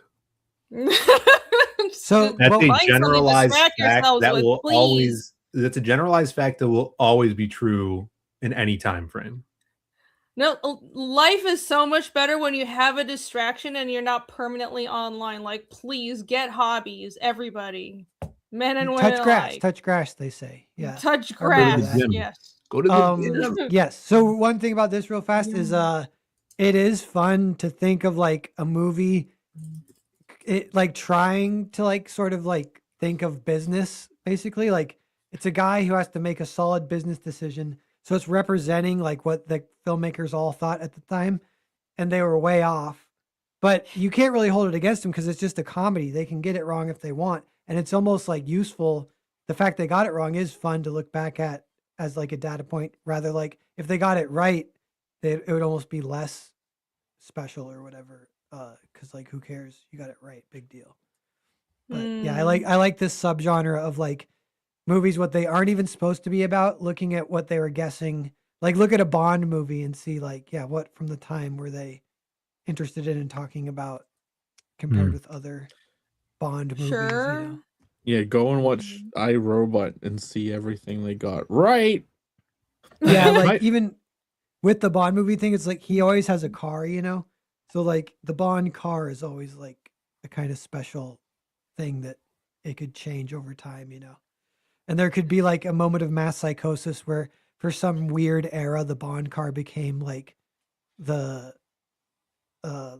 what's the Tesla Cybertruck or something like that. Yeah, well, they say that now. They make Back to the Future now. The DeLorean is a Cybertruck, and it's immediately lame. It's no. Yeah. Oh yeah. DeLorean's dope. Okay, No, those, rapid fire. This guy goes, the algorithm has been pushing way more Japanese content, and it's almost always a certified banger. This is translated from Japanese, and this guy says, when I was little, I thought this was a photo of my ancestors. That's great. No, okay, so it's not just me. I thought that it's just because I liked a bunch of tweets from like Japanese anime Twitter, and now half my Twitter feed is Japanese. But I guess they're pushing it. That's cool because you can just instant translate and talk to anybody from across the world. It's great. Yeah, I do. That's They're a really fucking nice funny. thing about X. They're so funny. It's awesome. Latinos are funny too. Like now, a third of my feed is like Spanish and it's Japanese and it's actual English speaking people. Yeah. And foreigners, I trust them way more. Whatever they say, I always laugh just to be polite. As long as they're foreigners, I automatically trust them, even if it's some account in India. You know what? Yeah, except India. I don't trust India. When you guys, no. Yeah. When you guys are on Comic on Crusaders, we talked about this one. So this is Dark Here, you Horse gotta let us Comics. talk about this stuff before you just bullet past him onto the next you one. just blast Oh him. my No, God, he these are did say it. actual You got 3 subjects. hours. He did say it's Marinated. I rapid know. fire Calm next. down. Slow it down. I got like 20 nugs Oh. burned a hole. I gotta get through. You nugs okay? You too. said in chat you didn't have any nugs, and now you're like, I have so many. I'm just You didn't have gonna any take golden everything. nugs. I want to We get to the one lampshade- golden nug. I have one golden nug. You guys are gonna love it. We lampshaded Okay, the bookmark nug thing, so now he didn't think he had these nugs, and now he's allowed to enter this whole scene. Yeah. Well, Okay, all so right, this one, okay. this is a quote. And also, quick aside, if I do a sports talk, I can sometimes sense you guys being like, "Oh, sports, we don't like sports." Haha. I mean, sports is a good like metaphor for various things, so you should still listen because it's kind of fun, you know. what I mean? Well, it's not even that. It's just that I don't know what the fuck you're talking about because I don't know the plays. I don't know the players. It's just I a don't know the distraction. teams. Like, Yeah, I'd be whatever, happy to yes. entertain it if I understood. No, the but fucking game. so anyway, I know I'm not going to get satisfaction, but so this one, it's Draymond Green. He goes, sometimes parents come up to me and they be like, "Yo, my son played just like you," and I think to myself like, your son is ass. Yeah, that makes sense. I bet he would say that. Here's a quote from Liam Gallagher from Oasis. So he goes, "You a feminist, mate? Yeah, how about you? Take a guess, mate. I ain't got all fucking day, mate." I bet Is that Ben's just not a Australian feminist. Twitter? And that's why Ben is cooler than Liam Gallagher. Oh yeah. That's a whole subgenre is like Liam Gallagher Twitter, and maybe the other Gallagher too. They're pretty funny. Chat's asking me to pull up a stopwatch on Pear. I think I should. I like Okay. that the Ooh, chat yeah. has been conditioned to pull up the timer themselves whenever something drags on too much. Yeah. No, See, this is great. why I This is wanted to good go customer fast. Feedback. We What? got so anyway. This is the golden nug, you guys. Paste it out throughout the stream. We can let this be. We've gotten the golden nug. After this, we can go read the meme and get out of here. But Oh my God, we are not. I haven't even talked about my week. Stop taking over my fucking. I thought you stream. talked about your week while I was letting my dog out. No. Yeah. Oh my God. No, I didn't know. We have a fucking subject to talk about as well. oh yeah, I want to talk about the subject. Yeah, I want you to talk about Oh it my with the God. timer. But With okay, the- this Why is everyone here to sabotage my channel? Go ahead. That's every episode. You I sabotage know. the- It's frustrating. We have a fucking aneurysm. okay. First off, did this come across anyone else's feed No. this week? No, Nope. I haven't seen it. Okay. And then so we can read it. This is like a New Yorker cartoon. I think this guy works for the New Yorker. And it's like a girl giving him that look. They're in a car. He's looking. He goes, "I swear, when I listen to this podcast alone, it's very funny and not misogynistic." And she's like, "er." So question number 1: Can any of you relate to this at all? On various levels. I'll go after you guys. Sure. Yeah. Yes. What about Which you? is funny because I'm the woman here, but there are a lot of things that I listen to that I just avoid talking about around all my K-pop and Viking music. No, And then- listen to like fucking Asmongold and Nux. Like none of my art school friends are gonna be into that stuff. They're gonna be like, you listen to Nazis. Yeah. Actually, yeah. I'll have stuff on YouTube in the living room, and if my roommate walks through, I got to make sure I don't have it on. Like it'll be like Nick Fuentes or whatever. And I'll be like, Oh, he lives a couple towns over. Hell. Yeah. Wow, fascinating. So anyway, yeah, but I know that this is like, yeah, this has happened to me in the past, not even with girls, with that too, I think, but in general, if you like, and maybe with my parents, I'll be like, my dad, I'll be like, dude, I saw a movie, I think you really like it. And then I kind of forget that there's like an awkward sex scene or a really violent scene that I know he doesn't want to watch that with me. You know, neither of us want to watch that next to each other. And all of a sudden you kind of see it through their eyes and it's awkward and you're like, oh, this movie was way better when I watched it alone. And sorry about that. I actually love rewatching stuff that I love with other people because you get to see it through the other person's eyes. It's like you get to see it again for the first time. But in the line of what you're saying, yeah, I once watched Me, Myself, and Irene with my mom, and then there's that scene at the beginning. There's like the scene where he pulls the dildo out of the brown paper bag, and the scene where he's like ends up sucking that woman's tit, and I'm like, I didn't know it was gonna go this way. Mom. I saw that, Jake. I saw that in theater with my grandmother. My grandmother took me to go see that movie because I love Jim Carrey so much, and I just watched Ace and the Mask at her house on video. Phil's watching Jim Carrey suck a woman's tit with his grandma in the cinema. When did that come out? The first movie I remember I was taken to the 2000. theater for was Titanic with my mom, and I don't know why they decided that was the first movie. Yeah, that I as a 7-year-old girl should see in theaters. Phil, Yeah, I would have been 7 years old or whatever when Irene came out. How did your grandmother react? How did she try I and don't remember? You were too traumatized. You're like, I never want to see a boob like, again. I don't think I like this movie. Rated R. Okay, yeah. So that concept, this is about that, but this is also within like a very specific context of like a podcast and a man and his wife. And don't marry the woman who isn't into the stuff that you like. I know. Avoid these. This is the man made a mistake by like getting together with this fucking bitch in the first place. She's being a fucking cow right now. Yeah, you know, like, so that it's like, you know, they call it death of the artist. This is a fun example of that because there's multiple things. Like the way he draws the woman is like iconic and very not flattering. Like she seems like a total cunt in this drawing. And I don't think he meant to do that. He meant for this guy to be. It's not like the guy is like a stud, looks like a stud. I like the guy's design. I like the guy's design. I like that worm tube head, the block hair that you can feel the 3D-ness of it as it wraps around his head. Yeah. That wife, look at the hair and her shirt. That is wife Jack. Yeah. Wife Jack is usually positive connotation a lot of times. I know wife Jack's supposed to be cute, but she's not cute at all. Okay, so let me see. Podcast. Would you like to save some of these for later, Pear? No. Wait, we're still on the. I'm telling you, this is like we're getting into it. This is the golden nugget. This is his golden nugget. He wanted. We're not done talking about golden nugget.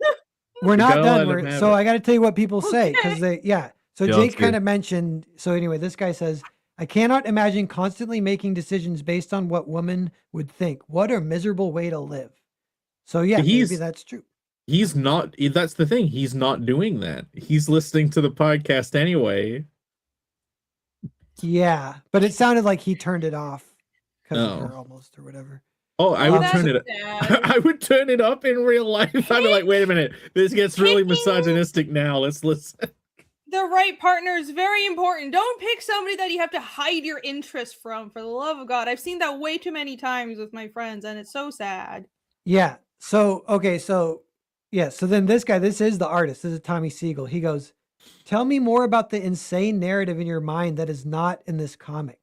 And then they go, so am I conjuring in my mind the narrative of the comic being that he is apologetic about the nature of the podcast he is listening to due to the reaction of his bitch wife is having? And then Tommy Siegel goes, "It is a comic about a humorous situation. Not everything is propaganda." And then this guy goes, "The situation is humorous because people can relate. People can relate because they are familiar with men who, like you, are subservient to women, which is which is itself humorous to proper men. So congrats on a comic with layers." And then Tommy Siegel, at this point, I kind of feel like he's actually won. You know, they took it too far. This guy took it too far. It's not that serious. And then, then he goes, "Your mind is a prison. Be free." So, yeah. And then people start doing this too. Yeah, okay. if he was Perfect. more attractive, then she'd be okay with it. Yeah, I swear, if I listen to this podcast alone, it's very funny and misogynistic. Which is like an exact quote from what Jake was saying. Yeah. Be that look at guy. this guy. Yeah.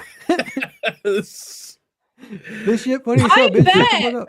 I bet the thing though, no matter what that guy looks like, if he was like, "Yeah, I don't care if you think it's misogynistic, fuck yeah, I'm gonna listen to it." If he was just like, "I don't care," she would actually be like, "Oh, that's kind of attractive because he's not caving into my guilting or whatever." Some people are like that. Okay, here's Some the thing. women You are don't like you that. don't have to stick the finger up. You can just look at her and go, "Come on. You really give a shit about it? Come on." And then she's like, "Well, I don't care that much." Like, Just sure you back don't. down. Who Just the don't little back mus- down. It'll be the little better. Little She'll find podcast it attractive. Oh, There you go.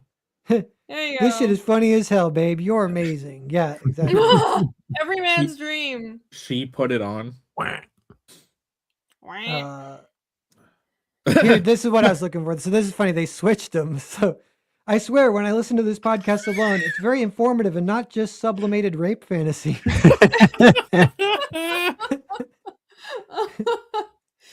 That's good. Okay, and then now there's one more. With this. Oh my god! Okay. Did I Hey, just stop. cut him off? This is good Chat. stuff. This is good content Chat. for us. Chat, are you yeah? enjoying this? Chat, let me know if you're enjoying this. chat's But- loving it. Look at this. All the I lulls. feel like we should pace this out. No, I'm okay with this one because Yeah, I have a got some reaction to nugs. it. I got some nugs. This is the Finish golden it, nug. And finish and it, Jake has finish been it. guessing them as they're coming, which is 3-minute rewarding. golden nug, Jesus. So this tweet, this says, "What if we organized all of our human civilization around this?" Okay. And what's funny is like that we have. I mean, what we no, live no, in. That's no, what's okay. happening right now. No, Yeah. no, listen. I'm telling you, the psyop is that we have. This is to me, this is the shell game. This is the, like, you're a cuck, blame it on this fucking bitch shell game of, like, how the world is being fucking secretly controlled by secret societies. It's like, oh, look at this annoying Karen over here. She is the reason why everything sucks. Oh, so you're saying it's not this, it is secret societies. The secret societies want us to think it's just the Karens. Well, yeah, like the Karens are real and they're having an influence for sure. But I do think there's like a large element of it, which is like, yes, it's the bitch wives that are ruining everything. Like every target that gets to be like agreed on is like, yeah, it's them, right? Like 2 IQ version. So you're saying I like think Karens are the like basketball. Karens, They're just a distraction. Yeah. Karens are clearly the foot soldiers, and I don't know if I might listen. I love my conspiracies, but I don't know if it's some secret society thing. It might be a mass consciousness mind virus, but the Karens are they're like the enforcers. They're not coming up with these ideas. They're the useful idiots. They cater to the consensus. These are I think they're just consensus they're just a byproduct that is convenient. Yes. No, most people I know who are Karen-ish, they want to belong to a group, and they're not. It's not some deeply seated value that they're espousing. It's to them, what matters to them is what does the group think, what is approved, and it's subconscious. Yeah. They're not even aware that that's what they're doing. So that's they're what like Karen they're is. like useful idiots, kind of. Yes. Yeah. But still, it's funny when they are dunked on. We've got a couple of super chats. Thank you, chat, for alleviating my pain.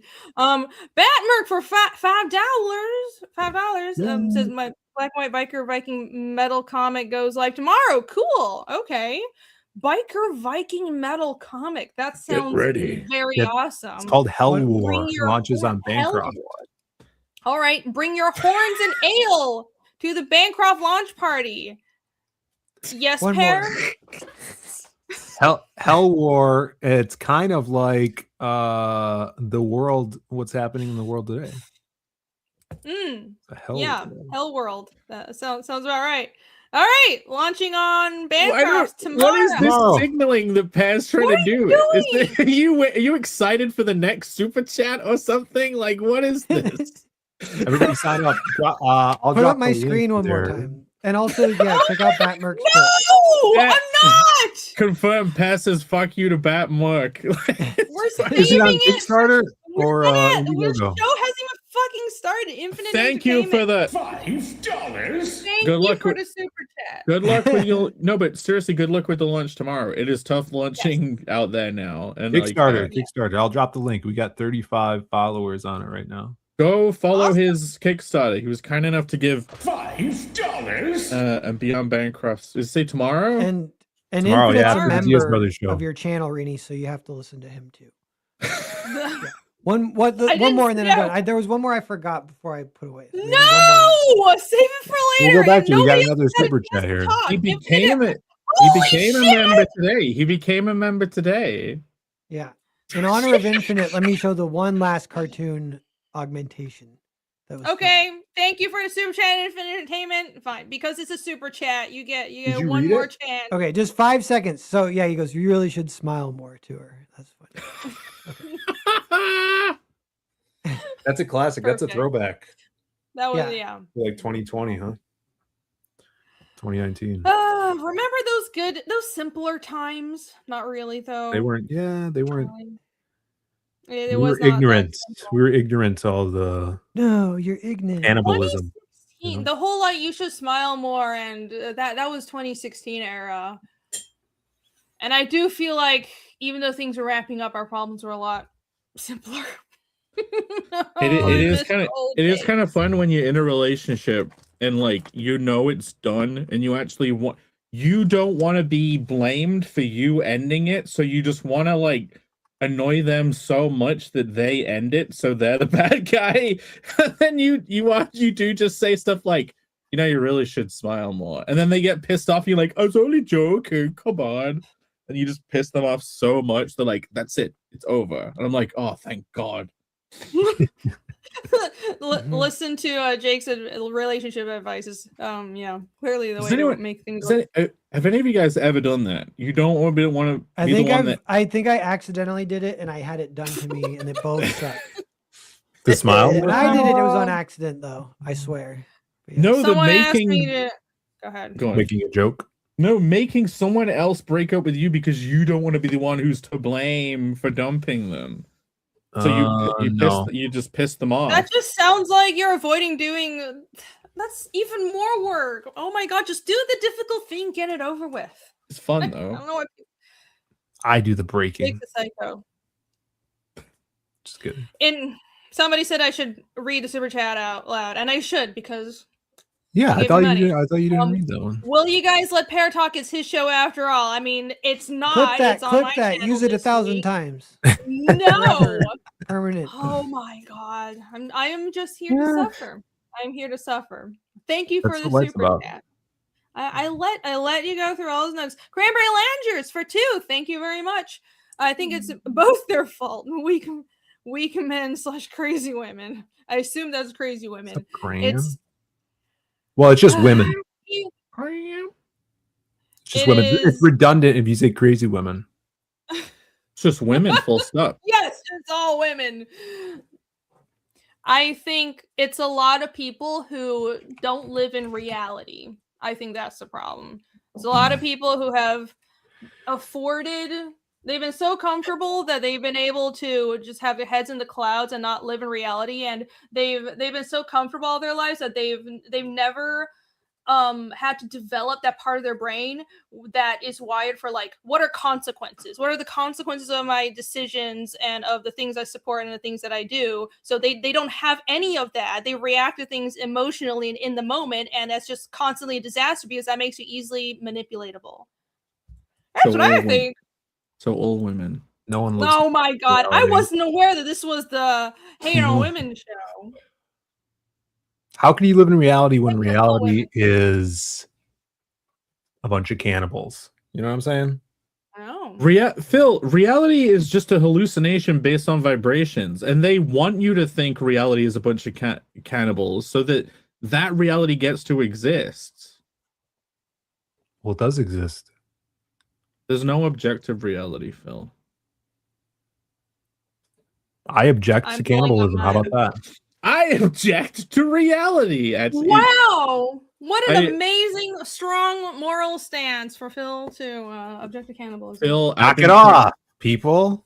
Stop with the hunting of small humans out in the wild. I don't know what's happening.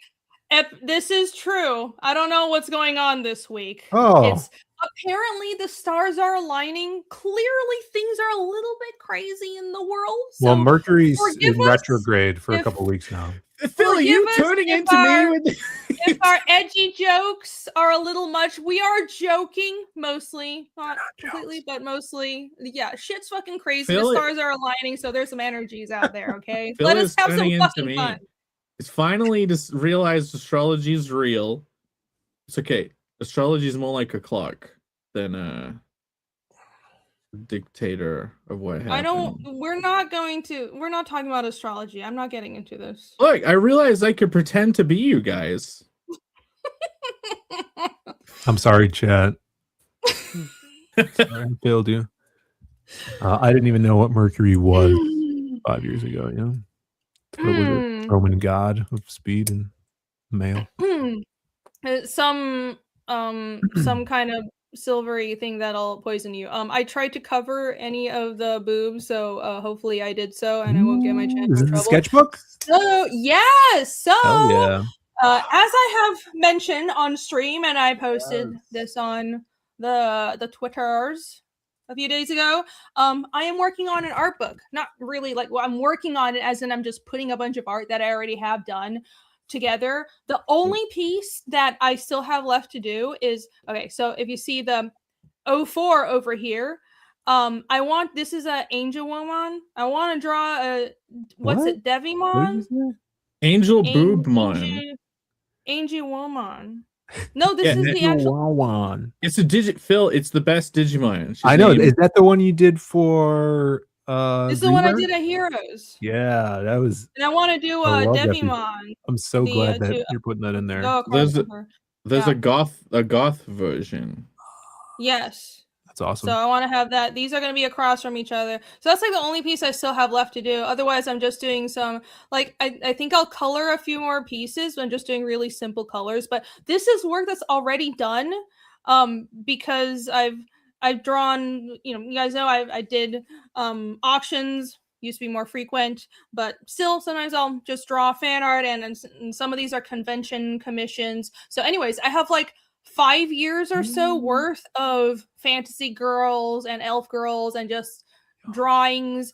I've actually had to filter out quite a few pieces for this book, but I'm putting together an art book of a bunch of stuff that I already have, just refining it a bit and throwing it all together. And it's work that's already there, and I want to have it ready for Heroes Con. So I will launch a campaign for it. It'll be just a short campaign, maybe in like a month or so, once I have the cover done and everything. But yeah, everything will be ready to print. So it'll be a super fast turnaround because I want to have a new thing ready for Heroes. So be on the lookout for that. And here's a little sneak peek at the interiors I want to expect. They look great. I'd never seen the chick with the flute. Like octopus tentacles or whatever. Yeah. That looks awesome. I don't think Thank you. I haven't shown the color version is new, but I did that for a Red Valkyrie auction as well. Oh, I missed Yeah, that. it's a couple Is years it old. digitally colored? Yeah. Oh, cool. Yeah, these are digital. And look, that's the speed drawing I did a couple weeks ago. I threw some colors on that as well. Sweet. I've realized that I can actually color very quickly if I don't overthink it, and if I'm not doing so. Coloring sequential art is much harder than you'd think because you have to like think in scene transition. So I'm really Mm. slow at that. But just throwing some colors on simple, simple single drawing is pretty easy. So because it's like more catchy if an art book is in color. It's because most of my stuff is ink work, but I'm gonna color as many pieces as I can for Yeah. this art book. So it I looks mix. nice. The mix of it's good, and like some have like spot coloring, which Yeah. makes it pop too, like that little chick in the skirt. What would you call that? Yeah. Harajuku chick? Would you say that? Sure, something like that. She's just supposed to be like a Japanese goth girl Mhm. kind of design. But yeah, there you go. Also it's nice tentacles. Yes, of course. Yes. So it's gonna be like about 60 pages. So this is only a tiny sneak peek. There's Nice. a lot more, but Wait, sneak peek I of don't wanna what? spoil it. As in this is a sneak peek of the 60-page Of the book. full book, yeah. This is only like 20. Yeah, it's only the first section of it. So there's a lot more, but there you guys go. That's awesome. I'm excited. Yeah, Heroes. I wanna wear that one. Heroes. No, I blacked out the ones that still have boobs. I actually went in and I was like, oh, I should mildly clean up my act a little bit. So the people who have the original art or my I did a little like just black and white art book that was a con exclusive that have like more uncovered versions of some of these drawings. You're the only ones who will have that because I was actually like, I'm gonna clean up my act a little bit for this art book because I want to make it really nice and like make it like a coffee table book. So I'm like, I can't make it just it's all tits everywhere. There'll be some, but not all the whole nipples thing. all the time. Wait, I want to make it a little classy. So this campaign, the book, the size, the format, have you talked about that yet ever? Have you talked about maybe you're thinking of offering a different version? No, I haven't talked about that. No. I mean the size, I think I'm formatting it just be comic book size because that's just what I'm used to working with like mailers and everything. So I'm just sticking with that. He goes, God damn it, TC! You can't just do that. Yeah, I was trying to ignore the stopwatch, but thank you, TC. Thank you. Oh, we have the precedent set, don't we? That people can buy time. Yeah. This is that 7-minute Serenity's clock. Okay. Cheers, TC. You're the man. How do I add time to this? You just have to start over. Okay. That means 8. Fine. Pause. How do I start 8? Oh, look. 1, 2, 3, 4, 5, 6, 7. That's 7 minutes added. Here we go. All right. Well, I'm going to continue ignoring it. RJ says no free to nipples. There will be some. But I want the book to just I want it to overall feel tasteful. That's my only goal. You should go the complete opposite direction to that. You should I'm not saying I'm getting rid of all the tits. You should make a completely lurid. I don't know if I should be publishing this content and selling it. There's already stuff in there that okay. So like, I remember Rushbrook has told the story before. When I last time at Heroes, I had the preview book version of this art book, Bedeviled, which is just like a bunch of the naked fantasy girls that I've drawn for auctions, and like it did really well. People love the art book. It was a con exclusive, but this one guy picked it up, walked by my table, picked it up, and like opened it and just recoiled like he's seen the devil because it's just fantasy girls and like devil girls with their tits out, and he like pretty much threw the book back on the table and ran away. So I mean, yeah, pranked loser. I wasn't even aware it would be that offensive to some people, but I guess it is. So no, I mean, it's all power to them. Like I had guys that wouldn't buy the Connell Sketchy Stud Zero that was at Heroes that one time because they were kind of They were like, oh, I still kind of live with my mom. This was an adult saying this, by the way. The thing is, people still want it, but they're worried about family seeing it or what. But it's like carnal isn't even. You don't even see anything. There's no actual nudity, so I don't know what the problem is. People are just prudes. But yeah, yes. Anyhow, this art book, yes, it'll be coming from for Heroes. It'll be printed by Heroes, and I'll be running a short campaign in about a month or so. So keep your eyes peeled for that. And TA is getting very angry. That guy is the bitch wife. Why are you basing decisions on him? I'm not. That was it was a funny anecdote. I'm not basing a decision on that. I will never convince him to pick up my stuff. If he's that easily offended by like Bedeviled, he wouldn't even pick up Fiendish because oh my god, demon tentacles and there's like one tit. So it's fine. I'm not gonna cater to that. But no, it's for I feel like people who bought the original art and got the Bedeviled book, now you have something a little more special. But I'm not covering up all the boobs, so don't worry, guys. Don't worry. Have you decided which piece you're using for the cover? Yes, I have. Not to reveal it yet, but Down Goes Solo, you have the original. It's a real good OG piece. Yeah. Yeah, you will know which one it is. I tried coloring it and I couldn't figure out a palette that I'm coloring it.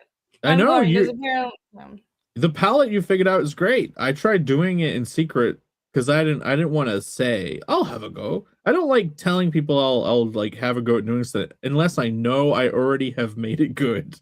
Because I need 100% win rate. Otherwise, there's no insecurity.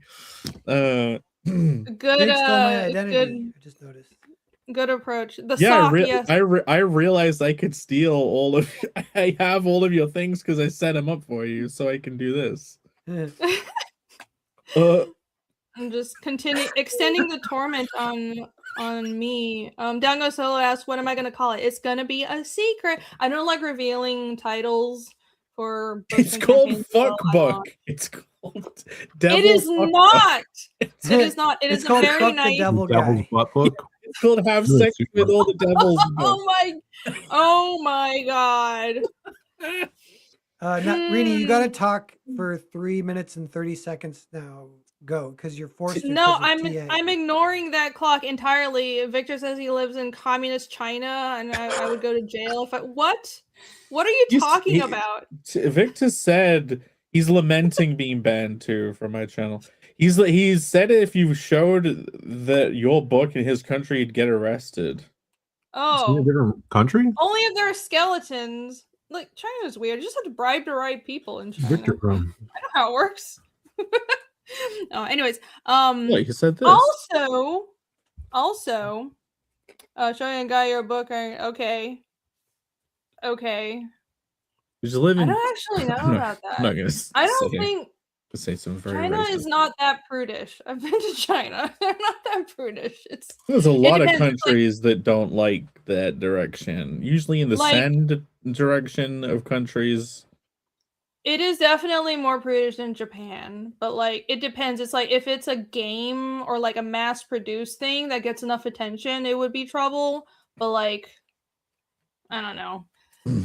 It does. Good thing that I don't have to deal with that because I'm not Chinese. Jake, if you have a gavel, you'd be respected more. Okay, time to find a PNG of a gavel. Oh my gosh. TC, yes. Speaking of Fiendish updates, I have I'm about to show you guys some pages while ignoring that clock. I have TC can just buy more time on the clock. Yes, buy more time. So I have been working on inks for the past week or so. So let me show you guys some. I don't remember what I actually showed on my channel. Oh, just dropped the page. Good job. Run. Who bought that one? Who bought that page? Yeah, no, well, was nobody. Anyways, it's fine. It's fine. Haven't destroyed it yet. But I know I showed this last week and on Comic Aficionados, but here is Here's one of the pages that I My recently favorite finished. page so far. He Huh? says with food in his My mouth. favorite. Thank you. I'm glad you like Phil it. is easily impressed with ornate detail. Yeah, I love ornate detail. Unless the last 2 panels ruin the page, then Listen, ornate details impress everybody. Oh, The I pe- figured I cracked the code. I cracked the code. The composition is the ornate part, not the details. Mm. You're just trying to Or are say they what both? you want, what she wants you to say. Like, you're just I trying to really say like what it. you want to say. Like, okay. You're trying to be a hype man again. Warn us first. I'm a hype man every He's time. only allowed to tear down his co-panelists. Not allowed to say anything nice. But yeah, He's not speaking from the Here's- heart though. He's a Oh, that's true. I'm not. What is the? I'm not. Oh fuck. Asha. I'm not achieving Asha because I'm a fake person who's lying. yeah. I'm very confused right now. But anyhow, that top panel only took about 2 days to draw. So that was that's one page of inks. Let me see, what else can I actually show. I think I've shown this page before. I can show the whole one. I've been posting a lot of updates on X just so everyone can see my progress. But TC for $10 is another 10 minutes. Therese, goodness. Wait a minute. you. Wait a Yeah. minute. Switch to me. Woo! Switch. Where is there's an there was an alarm What? going off somewhere. Here we go. Look, that chat came in. So did it? What did he say? He's bought another 10 whole 10 minutes. minutes. Okay, 10 so whole minutes. we gotta add 7, 8, 9, 10. That's 10 minutes, right? Yep. Yeah. Okay. And Irene has to talk for all 10 of them. She can't. Oh, do you I'm gonna go doubt take a that I shower. can talk for 10 minutes straight? I love listening to my own voice. Hutzel, hello. Hey, it's been a while. What's up? Yo, Welcome. what's up? Takume's in the chat too. Yo. What's up, Takume? Yeah, Tokume. Hello. Cheers. Make that tentacle panel a t-shirt. I probably should. That would do well. Yeah, condolences to my colorist. Let's see. Yeah, this is the eye page. I can't show this because it's spoilery, even though it's a really nice page. And then oh my Just gosh. look at all the pages and go like, can't show this, can't show this, can't show this, can't show this. Well, yeah, no, there are certain pages I don't want to spoil. Oh, this one I just finished, so I can just show the whole page of this. Here we go. This one surprisingly only took me like 2 days to ink this, so that wasn't too difficult. Yeah, I've been looking forward to drawing this page for like a year, basically. It's just I wanted to, and I think the first draft of chapter 3 I realized was too plot, and I wanted to add more moments that were slower, and because pacing is important. You want the plot to keep moving, but you also want moments where you can just kind of sit in the world, and I feel like nice location shots like this where the characters have a moment in between battling and traveling where you get to explore or just be in a different location. I don't know, I like having these kind of moments in the story, so I really enjoy drawing this and doing all the fucking background when you want to elements. soak things in. Yes, soak things in a little bit. I do think that's very soaking important. moments in a soaking moments. Yeah. I heard it called moments. a moment of repose. Have you guys heard this? Moment over, but I like that term. I hadn't heard that before. Next time I'll have them find hot springs, and everybody will soak in hot springs, and that'll be the Oh yeah, soaking with those moment. monkeys. Yeah, perfect. I'm looking forward to seeing Casimir and Ragnar get up to some soaking in Fiendish.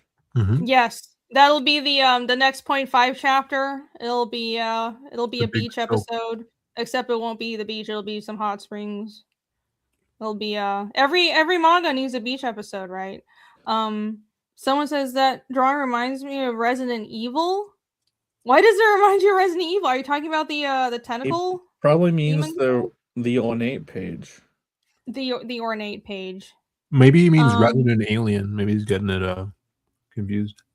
Is that Ragnar's room or Freaky's? It's like an attic, so it's supposed to be a observatory. That's why there's a telescope thingamajig.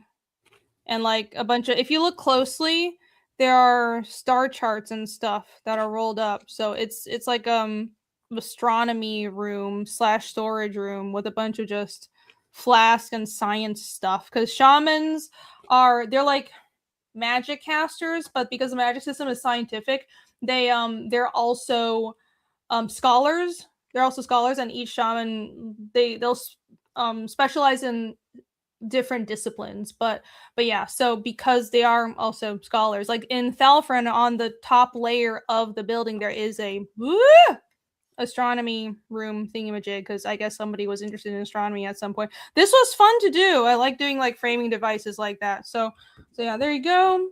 And I'll show one more page. This isn't too spoilery. I just finished this today. I inked this in like a day. I'm very proud of myself. It's funny because like I'm almost done with the section of the book where I have to draw Thalfrin a lot, but just as I'm getting done with this section of the book, where I'm drawing Thalfrin over and over again, I'm getting really fast at it.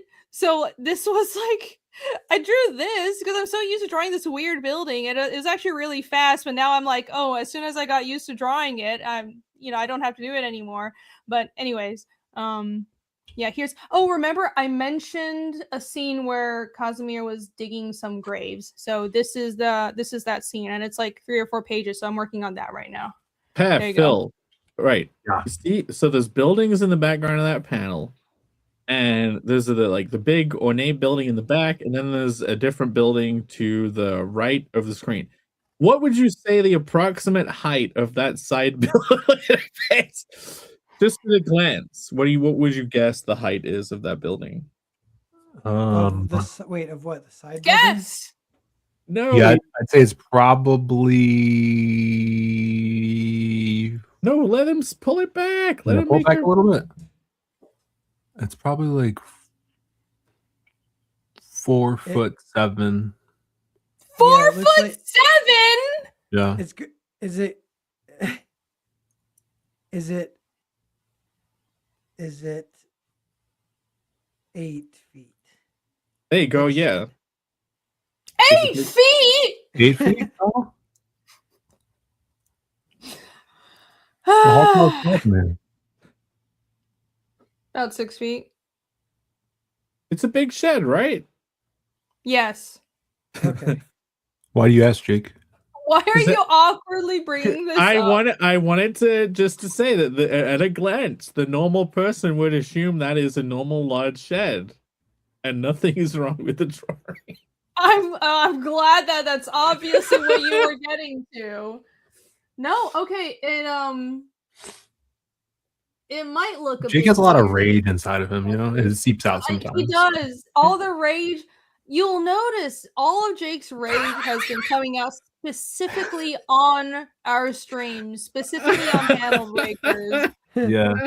No, no. I wouldn't know on the other I'm glad we can help you with your rage issues, but maybe you should get some professional support.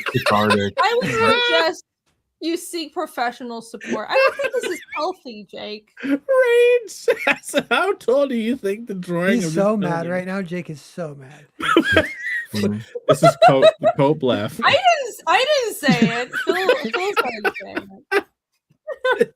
This is Jake's therapy stream. Yeah, I'm not. Even if the perspective's wrong, I don't fucking care. I'm not redrawing it. Plus, it's squished because we're close to the ground. I don't fucking care. I need to move on. Oh, you know what? When you color it, that will help a lot too. Is it that bad? Don't make me read. Okay, I'm redrawing the whole page. That's no, I love it. Good job. Thanks, Jake. I thought it was like Jake told me it was like a like what's her name? Nina? Was that the cat's name? Like Nina's house, like the dog house, but for Nina, Uh-huh. Like anyways, here's some more inks. Really great friends I have trying to tear me down on stream. You know what's funny is I bet if you do redraw it and then it's the giant shed page that gets discarded, you can sell that page, and I bet you it will sell for $2,000. I'm not fucking redrawing that. Don't redraw thing. it. It looks great. Okay. Yeah, don't. I love it. I love it. Yeah, I didn't notice until Jake brought it up. Yeah, Jake said something, and I was just because it wasn't a problem, but he planted that seed in your mind. I didn't. I Maybe tried to it be was as a problem. unplanty as possible. It's like a No, parasite. you know how these mind games work. You know I how was to not playing any trick mind game. people Jake is like the into parasite thinking that lives something is a problem. in You know, it's just RFK Jr.'s compressed brain. perspective. Anyways, here's some He's worm faces and shit. Oh yeah, I don't remember if I showed that. A palate on cleanser. stream, but- That beautiful face. Oh, that face. It's a That's palate like cleanser for the Yeah. shed. It's like yeah, the palate cleanser.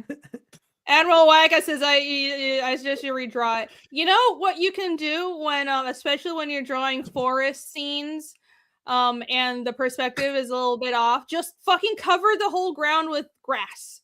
Just draw grass over the base of everything, and then that fudges all your perspective. It's a great trick. That's what I'm gonna do. I'm just gonna put grass everywhere. Or maybe burn it all. I'm just gonna burn the whole book. And there you go. You guys are never gonna get your book. Thank you. I think There grass you would go. work. That's the free update. The shed Cheers. is short enough for Good grass day, to Jake. cover it. You're Good right. day, Jake. I don't Rainey know. said cheers. She has to Yeah. drink now. I Rainey, don't you said know cheers, you what have to drink. level. I don't know Cheers. what level the kayfabe's at, so I'm not going to lean in any direction in this. Well, you should definitely lean in more. It's not a problem at all. I'm So, not gonna yeah. lean in any Yeah, direction. So, anyways. Oh well, look, I'm on time. I even adhered to the Yeah. timer. Well, I'm with being an you're so on good time with an today. asterisk. You're on time with TA buying multiple extra That's minutes. on time. I accounted for that. Oh my god. You got it. Oh my god. One Time, pair is time. enough. Like now I have to deal with two. Order on in the stream, court. and one has a gavel now. I'll Pray switch. for my sanity. I won't be pair Holy anymore. shit. I'll switch. Load me, I- Avatar. I negged him into not being not annoying anymore. All right, I got some nugs. You have nugs. Okay. All right. I Pull up thought your it just looked like a fun little house. I got some And nugs. I wanted everyone. So, I got some Phil, what are your nugs? So we got this is Scott Snyder and Nick Dragata.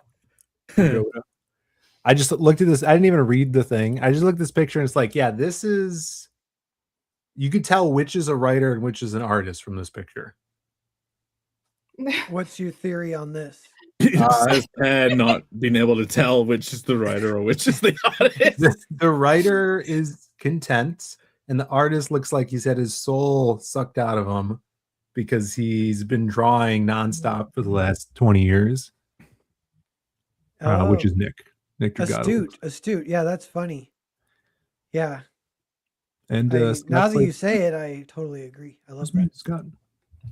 I thought that was a good nug. Yeah, that's a. What do we call fast? That's a bullet nug, but that's a Bullet silver nug. bullet. You know what I'm saying? Did you hear your boy Timothy Chalamet's in hot water? Yeah, we can talk Why? about that. He's in hot water because throughout the like last few years he keeps saying that ballet and opera are dead arts. And it's really upsetting the ballet and opera community. And then Doja Cat did like a fire back, like called him out for it. And then Timothy's like, yeah, I think people are just blowing it out of proportion. And then this one was crazy. It's Timothy Chalamet's under fire now for calling Helen Keller not real. What? What? He Yeah, he said says that? there's zero chance she existed. You expect me to believe that girl managed to fly an airplane? This one's a joke, but that's funny, though. That's not that. I've seen that joke going around. It looks like someone said, "Oh, my 5-year-old said that," or my 13-year-old said that. That's not him saying that. But this is real, and this is sus. I don't know if I showed you this, but this is him and who's this guy from the movie you love, Pear? Yeah, what's his name? Koto, I think. He's in, he's Marty, and he had this to say about Kodo, and it was just weird. Well, I'll just add to that. Kodo did an incredible job in this movie. He's a brilliant actor. He's an even better table tennis player, and he brought an authenticity to this movie that it was unbelievable. It was an honor to work with Koto. I just met his lovely mother in the back. Hello, Koto's mom back there. Mama. And she has an amazing son, a very handsome son. A lot of people online in America are obsessed with Koto. They think he's a beautiful, beautiful man. And That's very Trumpian. It's very handsome. Yeah, but like the way he says it is just not. Everybody's the same as obsessed with what this guy. Trump would say though. Sounds That's like you might be a that's little not- jealous. He's like, God, they like you more than me in America, Koto. That's not what it sounds like to me. One's heard of this guy. Are you saying it's like some zest? You saying Chalamet's got a little zest to him? Yeah, he might be a gay man, closeted. I'm not sure. Sounds Yeah, like well, he's. Hey, the- to each their own. He in the sounds like cannibal- he's very complimentary of this guy. I mean, if you're looking for like gotcha gay moments with Tim Chalamet, he did a gay movie called Call Me by Your Name where he makes out with the crazy guy, the one guy, Armie Hammer. He didn't just make out with him. They did some weird stuff with a peach. Yeah. So there's all that, and then in the cannibal movie, he jerks off a dude before he kills him and eats him. Yeah. So I don't know about that. I haven't seen either of those movies. I've heard tell, and now I prefer I nectarines think he's over peaches. just comfortable with the sexuality. He's dating Kylie Jenner. I'm pretty sure is a girl. We're not quite sure she's a girl. Who knows? I'm pretty sure she's a girl. Yeah, you don't date Kylie Jenner because you're comfortable with your sexuality, I think. Might be overcompensating. Oh. And See, that's another. Well, okay, there are rumors that Timothy Chalamet gave, because he was in NYC acting school or whatever for just 1 year before his career blew up. And in that 1 year, they say he gave 20 girls the clap.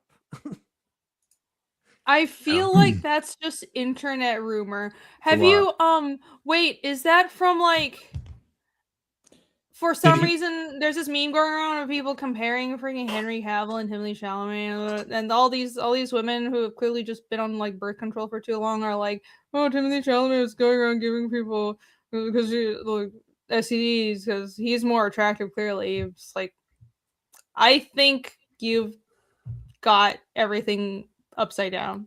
Who said Charlemagne gave them the clap? Did Henry Cavill say it or did Timothy Chalamet say it? Well, Henry Cavill said that Timothy Yeah. Chalamet gave him Armie the Hammer. clap. You And I heard read it the here comments, and first. one person was like, "No kidding, my cousin's friend. She went to school with him. She got the clap from him."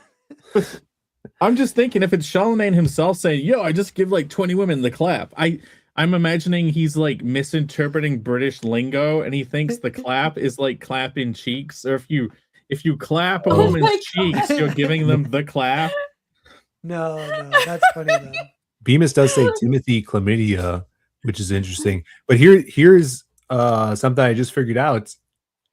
Timothy Chalamet was in a movie with Armie Hammer, and then he did a movie where he was a cannibal, and Armie Hammer is also a cannibal in real life. Yeah.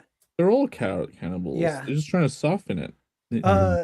A Chalamet-ism I saw on the tour for Marty Supreme is for some reason they had him sitting and they had people like presenting and dancing to him, and this gay black guy came up and was doing a really weird TikTok dance and ended it with a very zesty blown kiss at Timothy Chalamet, and Timothy Chalamet goes, "Received."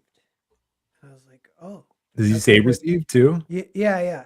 That's like a polite way, Gen Z celebrity to like not be. Oh yeah, to not be cringed out by cringy stuff Yeah. because they don't want to hurt anybody's feelings. Yeah, you don't want to hurt their feelings. So, but I like that move's like pretty good. I was like, I would steal that move. If That anyone- move is good.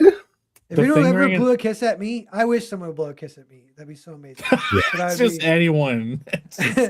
Does I any would definitely random catch Gen it and Z say received. man? Someone needs to tell Timothy Chalamet about the joke where you can finger another guy's ass and it's just a joke. That where is that joke? I have never heard that joke before. It's I heard actually about the the- We talk Japanese about it thing every week. where they Every just week. like the knife hand thing that Japanese people do to each other up their butts. Knifeu handu. That's Knife the hand. end joke of Carnal, actually. The final joke of Connell is to defeat the final villain. Connell has to shove his finger up another guy's ass. The evil villain's ass. Mhm. Or have I just misinterpreted what you were trying to say? I don't know what I'm trying to say. I'm just full of rage, Phil. It's coming out your ass. Timothy, no, that clip of Timothy Chalamet talking about that guy's mom, he's full of rage. He's like, in his head, he's like, your mom's fucking ugly, dude. He's like, Everybody, That is not how I read it. That everyone sounded in like he was America really thinks you're into so that handsome. guy. Yeah, it was the way he said it, where he was all warm and like, yeah, he's really handsome, and like I met seemed his like he was- mom and whatever. It seemed like that Asian guy was part of the Make-A-Wish Foundation, and he's gonna die in a couple days. So Timothy Chalamet has to really treat him with Ham it up. gloves. over there, it's called the No. Make-A-Wish Foundation, Phil. So that guy in the movie, he's deaf, and because from the war, serving in the war, World War II. This is for the story. Oh. Blows his ears out, Mhm. and then so he's deaf, so he becomes a good ping pong paddle player, is like part of overcompensation or whatever. Yeah, And then in real life, he's also deaf, so that's why he like okay. That is makes sense. acting a little bit or talking like whatever. Yeah, I think that could affect. Is Timothy Chalamet's character so good at ping pong because he got irradiated like Godzilla from World War II, and so he's like really good at that? No, but there's almost jokes like that he's Jewish and the Jews just survived World War II. So he's like, I forget, he has lines like, he's like, I'm going to do to my guy what Hitler couldn't do to him or something like that. Because he's Oh, playing someone it. tells him that? He says that to another guy who is also Jewish. And he's like, it's okay, I can say that because I'm Jewish. Because he's getting interviewed by these people at the time. Yeah, it's a good movie. It's a good movie. Can you share my screen, Irene, please? Speaking of like knifing Sure. butts, I really got to show you guys. Oh my Knifing? gosh! Knifing? Okay, A lot of okay, knife this would talk be the this week. show for it. Holy Okay. crap! We'll watch if it's is this Shinshu or whatever? I knew. Yeah. It's Shin-chan, Crayon We're doing it Shin-chan. without audio. You don't even need audio. Just watch You it. know It's so exactly funny. what's gonna happen if it's a Shin-chan and there's a woman. Yeah, I was doing it. Dun, dun, dun, dun, dun, dun, dun, dun, dun, dun. Oh my god! It worked. Holy He shit, saved this them. evil child. He saved them. This It is- worked. Yeah. I want to start This watching is that like show. the I've never watched it. Japanese version of Family Guy or something. Of like, this is like Japanese Stewie, but Yeah, I like more that. And, you know, perverted. they gave me one other clip, and the other clip was awesome too. I was like, I want to watch the show now. It's funny. Is the Was other that on, clip the No, one? it's great. The one where he sniffs where the woman was sitting when she leaves. No, the other one is they're hitchhiking, and the woman tries first, and like a guy's nose starts bleeding, and he crashes, so they can't. And so then the guy's like, maybe I should do it. And then they cut, and he's dressed up as a woman, and they're like, why is he dressed as a woman? And then a car stops, and then they all get in, they get their ride, and it cuts, and now they're just riding. But then they cut, and then the driver who picked him up dressed as a woman is just staring at him with the most skeptical look ever and won't stop staring. And that is like the funny. He's suspicious. Yeah. The average me experience I've had. Thank you for understanding my day. Rudeness, My yeah. gosh. Well, But it's that okay. Shin-chan That's clip. where that's where the entertainment comes from, though. I understand. No. It's metaphorical. I suffer for you, chat. Mhm. That's the point of the show. J- Shin-chan is a Jaku classic, yes. Meku big mistake. That's Well, it's all his rage. It's all your rage and the It was, timers. But that's Hedgehog in a Pear's cage. fault. Speaking of animals in cages that are deprived of nutrients, I had you know remember I was talking about. Wait, am I distracting from someone's point, or are we free? No, Are we we're good. weapon- I want to do I don't know what Rini's point we're actual making. presentation. now is what I want. This is what I want. Oh yeah, right. I had a presentation. I vote. forgot about that. Yeah. Do that Well, since first. then. Pear decided we should do that, I I guess know it's his show. apparently It's just one apparently single it's- vote. I just cast my vote. My single vote. There you go. Well, since you're the only person who is casting votes, then yeah. Well, all right. Shall we actually get into? I don't super have like an actual presentation, but I do have a subject of to discuss because I think it's more fun when we can just discuss a topic and interact with chat while we talk about something. So what I thought I'd talk about today is I was just made a post about the recent page that I just finished for Fiendish, and I was thinking that I try to improve my art and storytelling with every book of Fiendish. Like maybe it's just because I started Fiendish when I was still in my 20s, but I planned for it to be a long-term project, and I knew that my art style would change over time, but this is just like to go on about myself. I've seen this happen with other creators, and a lot of series that I really like evolve over the course of the project. And I wanted to talk about how it's good to start a project before you think you're 100% perfectly ready, because I know some people who want to have everything planned out and have like the style completely figured out before they start, and I think for some artists that works out. A lot of people find their style and they settle into it, and that's just how they draw their whole lives. But if you start a project and your style changes and the story evolves, that's also okay. That's not a bad thing. And especially in manga, I see a lot of manga series where like the first chapter is janky as hell because they're just getting the story out there. They're not trying to have it perfect right from the start. As long as like a good foundation is there. And personally, I think there's a lot of things in a story and a lot of things on an art style you can't figure it out until you just actually do it. So and I have some examples to pull up. Of course, I'm going to pull up Berserk because that's like a great example of this. But what do you guys think about that? Have you seen this before? Mm-hmm. Yeah, I heard it. I heard the term the paralysis of analysis. Have you guys ever heard this? Yes. Yeah, Yeah, I've heard that. Figure kind of failure to launch, and you can picture.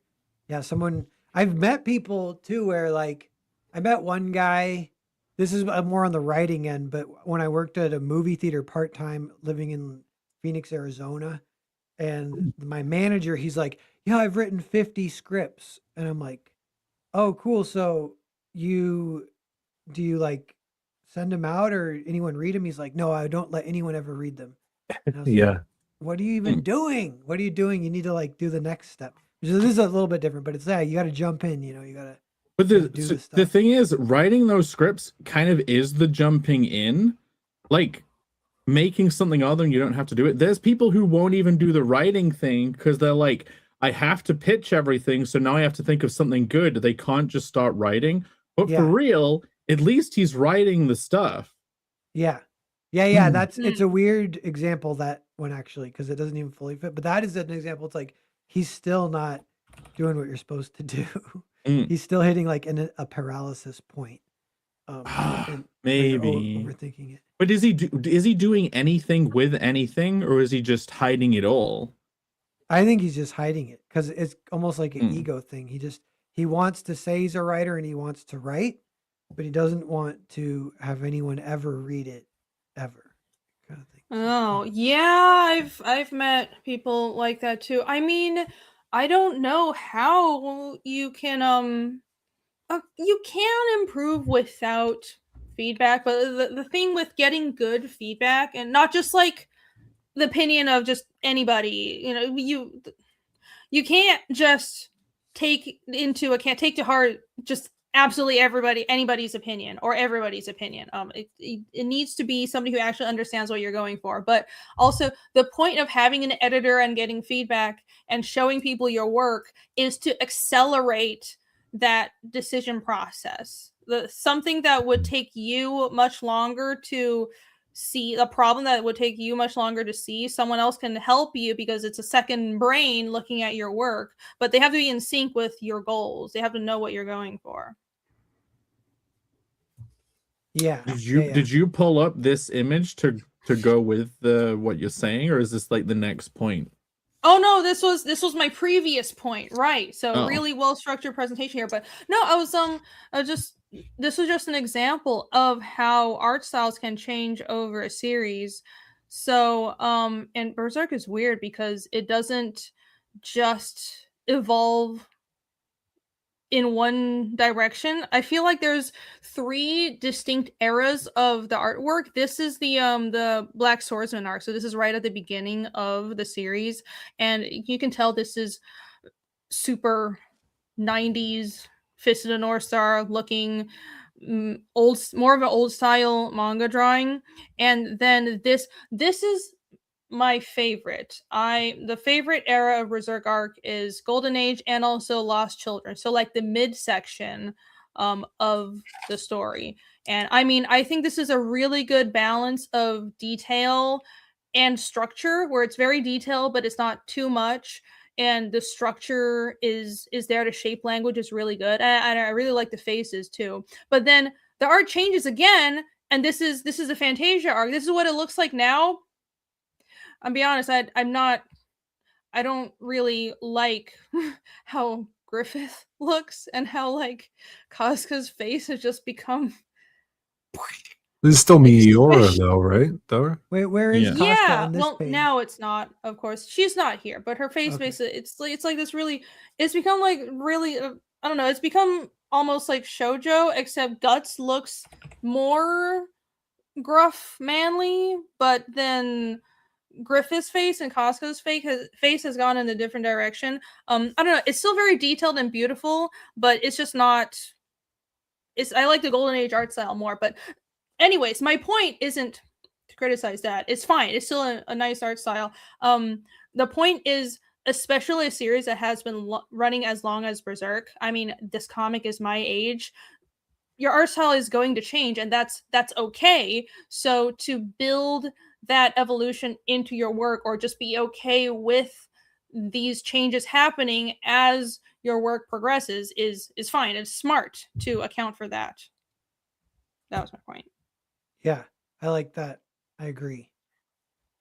Yeah, and you know something is, a lot of people do the arc where they have the beginning, the middle, and the end. The end is when they're old, and usually the old is not as good as the middle. The middle, a lot of times people peak. Like I'm thinking Frank Miller, kind of peaks. But these goat types like Miller or Mura, they're still the goat, and it's still amazing. So yeah, no, it still is amazing. It's just it's changed a lot, but it's almost inevitable. I'm actually not sure how it's more surprising to me, as someone who does art, that there are artists who have the same art style their whole lives. I don't really know how that's possible, but that happens. I mean, there's one aspect of it is like, don't fix what's not broken, I guess. But from the outside point of view, like this is the better odd though, right? Like this is like the season 3, 4. You have the season 1 effect to cartoons, where everything's off model, their production pipeline isn't as streamlined yet, things are a bit rough around the edges. Like that is like season 1 Simpsons. That's almost Tracy Ullman short Simpsons. Yeah, no, that's a good analogy. Season 1 Simpsons is kind of janky. Oh yeah, like season 1 of Archer was all janky terrible. too. Oh god, yeah. It was like a tiny team. They weren't even their own studio, I think. I'm not sure. They were just working bare bones with like limited animation and and roughly painted backgrounds. Yeah, that's You're- really common in animated shows. But you're making an argument for season 1 Simpson thing. Just stay as season 1, right? Is that what you're saying? Because you No, that's not what I'm saying. I think That's it's not just what an I'm saying. isolated example. Mm. You know, that she probably enjoys the scratchiness of this more than No, that's not. Oh my god, that's not what I'm saying. No. Well, This we're is earnestly misinterpreting it then. I think she says she hates Berserk is what she actually is saying. Jesus! Oh my god! Hey. I'm gonna have a fucking stroke on the stream. I think she's saying that I'm not gonna I can't be rude now. I want to be Pull it back, Jake. He can't be. Contain the rage. Be rude. Jake, no, he ran out his rude Jake, meter. Jake, she likes it, so just think that and say whatever you want. I'm kicking everybody. Kicking everybody. I'm done. TC says, "Don't. I have not betrayed Berserk. How could you? How could you?" gotta contain the rage. There was a question. There was TC a while back did say this. TC was asking or said, I would love to hear Phil's perspective on evolving with the story as a writer. Yeah. Yes. What is your perspective on that? What do you think? I mean, as a whole, like through the decades as a writer, it's very like if you're talking in a broad sense, or not decades, but over the years of working on stuff, it's hard as a writer to spot the growth. I don't know. It's a lot very reliant on other people's perspectives to tell you. That's why I think an editor is very important. But how do you what things can you look for to find the markers for season 1 writing developed art style? Because to be honest, some people say earlier stuff is better when it comes to some writing because it's more raw. Like to go back to cartoons, like early Rick and Morty, early this, early that. The writing was way better, and then by like season 1, Family Guy before it was canceled and then brought back, is better than all of Family Guy. Yeah, or like Futurama, like same thing. Oh like, yeah, classic Futurama. But is better than when they brought it back. It's more difficult as a writer to see that, and then also have other people see that. Like you actually have to complete things, have that on the market, or hire editors, and it's just. Do you ever, as a writer, you like? If I'm trying to remember going kind of way back when you're like figuring stuff out. Actually, I got a kind of funny one. Is I emailed your boy Zach Richard Meyer. This is like, I don't know, this is like 7 years ago or something, so long ago. And I said, hey, I found out that you can cut to a new scene, but keep the dialogue going for this previous scene to overlay on top of it as like narration. Sure. And that becomes like narration bubbles, but then it's not using like old style narration bubbles. It's actually like, it keeps the pacing up. And I just had sent them that or whatever. And he responded, he's like, yeah, Chuck Dixon does that too, but I don't deal. I just stay in the same scene. I just don't deal with it. And I was like, oh yeah, this was like a trick that I had figured out that I was all excited about. And this is 7 years ago. And then cut to like 7 years later, and I still do that, but I don't get excited about it. But like, there are things that will kind of like excite you, and you're like, oh, this is what I want to do this time. I want to like, oh, I'm going to try and do this, or like different transitions and little tricks, right? Yeah. And like even one for me sometimes is like, I'm like, all right, this one I really want to try and focus on the emotion, because I'll forget that sometimes if I don't focus on it. And so I think to get back to what Jake was saying is like, what do you do to separate yourself from those day one, like an evolution from a day one writer? And so you don't fall back into that. Like for me, the thing that sticks out is when I'm rereading my stuff, and this pops up in my head when I'm reading other people's stuff, is redundancy of words. If you're using like the same word too close to that same word and on the page in a different balloon, like, take Gut Series, is take a good hard look. And if the next sentence also had the word take in it or hard in it, just Or that look. repetitive takes me out of the comic. And that happens a bunch when I'm reading indie comics. And when I try to catch that in my own work to have it not, be a speed bump, because that's a speed bump, Yeah. The speed bump is a good point. I was thinking about that recently because read a few indie comics and I'm like, what's wrong with the pacing? Something's off. And I have one I was thinking is like, it's a lot of times word bubbles. It's you could think it maybe might need an editor, but it would need an editor to be aware and also shoot for this kind of. But a word bubble might be like 2 sentences, and you're like, you can just do it in 1 sentence. You don't need to do it in 2 sentences.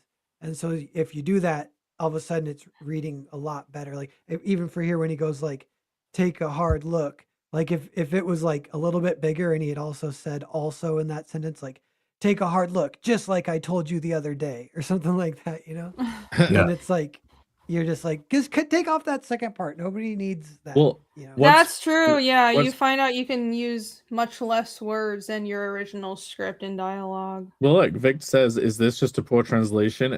Using at least Berserk as a reference, like those are Japanese original bubbles that are being converted. And so someone does have to figure out what is still working in that. Like, I wonder what the literal translation would have been. Dark Horse would translate it. Different languages work differently, obviously, but that repetitive thing in English, that is a English / European language thing. So, for example, in Chinese, it's not a problem to reuse the same word over and over again. And for example, it's also more common in both Chinese and Japanese to refer to how do I put it?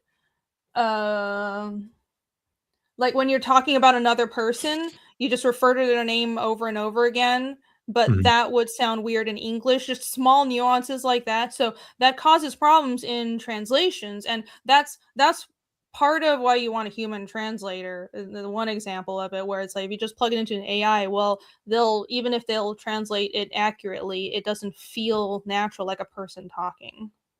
Phil, the thing that you mentioned about that repetition thing, that's the realm of quality of prose, right? That probably doesn't get we talk about structure a lot, but that's a whole realm of just making words that sound nicer. You know what I mean? Avoiding those road bumps just in the prose itself. Because I'm always thinking about double beats. Like a roadblock for me is when a moment happens and it's like you didn't need to add that moment, like you've slowed it down too much, or like you already did that. Like each panel should be evolving the action substantially enough. Yeah, like a multiplier on it. But it is difficult to kind of see your stuff evolve, and the best way I could say as a writer to try to improve that is writing, but also consuming a bunch of stories, and continuing that. I feel like a lot of the times there comes a point in someone's career where in any field that they're creating in, they stop ingesting other modern creations. And, people will stop reading comics when they hit, 50 or whatever into their creator. And you see these comic artists and writers, artists particularly, that just stop reading stuff, where they're not going back and finding new material that they can pull from and that will inspire them. And that's something that I'm really trying hard to keep ingesting stuff I haven't read or seen. That's a good point. Yeah. It is hard to continue actually ingesting new things when you're a busy adult, but that's true.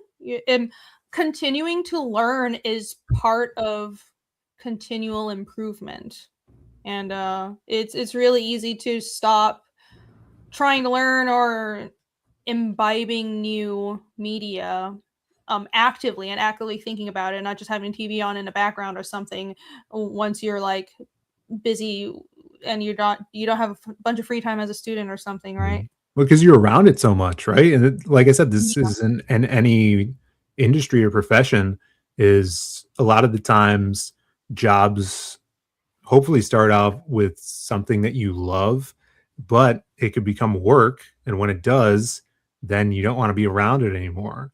And you might stop indulging in those, creative, I don't know, in, reading or watching and stuff like that. The other thing is, I recently heard something where they're basically, someone was saying, I don't remember where I saw it, but there's two types of people, and one is the person that constantly wants to learn, and the other is the person that thinks they're done learning and they've reached a peak of that, and you don't want to be that person. Yeah. Yeah, part Yeah, of that is like true. satisfaction. Like I picture artists who get really comfortable, and even like in movies like rich like filmmakers or something like Steven Spielberg or something, like there's kind of a point where he was just so good and he like relaxes a little bit and then his movies aren't as good from that point. But when he's got the chip on his shoulder, when he's uncomfortable, when he's dissatisfied, is when he's making all his best stuff. I think Never that's true for a lot of relax. people. Yeah. Never relax. True. You know, it Never relax. to go back to Phil's cannibal thing, a philosophical aspect for why those people do that is so that they're constantly running from all the terrible things they've done. So they keep doing stuff. Like you've got to find something to keep you running towards doing better things. Yeah. Running away from your demons. Demons, yeah. Let me get to a couple of super chats real quick. I missed this one. Andrew Wyatt for $5. Thank you. Burned the whole book, and Jake has all the rage. Reading with the massive crash out. It's a joke. Jokes, bro. I'm just $5. hedgehog in a cage. He's just a hedgehog, angry hedgehog in a cage. We joke around, guys. Holy shit. Infinite Entertainment, for $5. Thank you. Working as a writer on my book, I found I actually have a ton of patience and I stopped drinking. Oh, that's always good. Yeah. Congratulations. And Infinite Entertainment for $5 again. Thank you. When I'm writing, I'm finding myself challenging my own ideas / beliefs. The story being an exploration. Does this translate or happen at all to artists? Huh. Well, I think writing is a search for what the meaning of life and like what reality even is, and like what's the point of everything. Like I actually think that's what writing should be and art creation is. So like I don't think you can't not do that. And from my point of view, if you're not doing that, you're not actually writing. But maybe I'm wrong. Like I'm sure not everything has to do that if it's just entertainment. But like that's true creativity, to be just pondering what's the point, essentially. Sure. Yeah, I don't if you're I guess as in it I don't and none of us are pure artists only. Like we're all writer artists. All of us that aren't Phil. But so it's hard to say, but I would imagine if you are an artist who doesn't write and you purely draw what other people write, like maybe your beliefs would be challenged if you're being asked to draw something you're not down with, like morally disagreeable to you. Maybe that's the only thing I can really think of. I don't know. Yeah, But- and Because with it's this, totally different when you're a writer artist. Yeah. I can think of one kind of alternative that there's an artist archetype it's kind of like a little more egoless artist who doesn't even have a personality. Like this is for actors. Sometimes there's like a famous type of actor that they don't even know who they are. That might be a type of sociopath, but those can make the best actors because they can embody another human being because they aren't even a human being. They're a psychopath. And and so that's like where you're not exactly exploring your own. It's not like you're exploring your own stuff at all. You're just exploring. You're still exploring, but I do know artists who are good artists, but they're not interested in drawing their own thing or writing their own stories. They're perfectly content drawing scripts and drawing for other people. Actually, a lot of artists professionally that I know are like that. So it's not rare at all. I don't really understand it. It drove me crazy to have to draw for other people for years, but plenty of people are actually content doing just that and not having to think about it. Not have to think about what they're drawing. Yeah, but then that's not like engaging the creative spark. It's just you're just doing a job, right? I would maybe this is controversial. I would say that's being a technician. Yeah, Is there that you go. really being an artist if you're not thinking about what you're creating, if there's no depth to it? Like there's But, like, nothing you wrong can- with it, but that's being a technician.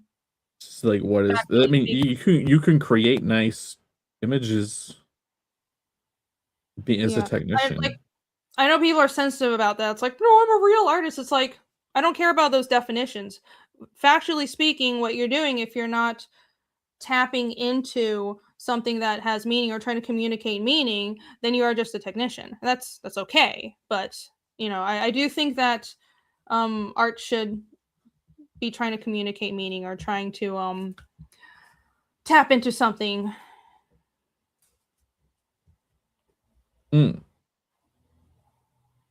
Phil, do you have any point of view on the delving into the meaning of life with writing? I know you just turned his mic off and went away, so it's probably the worst time to ask him. He just left, so great timing.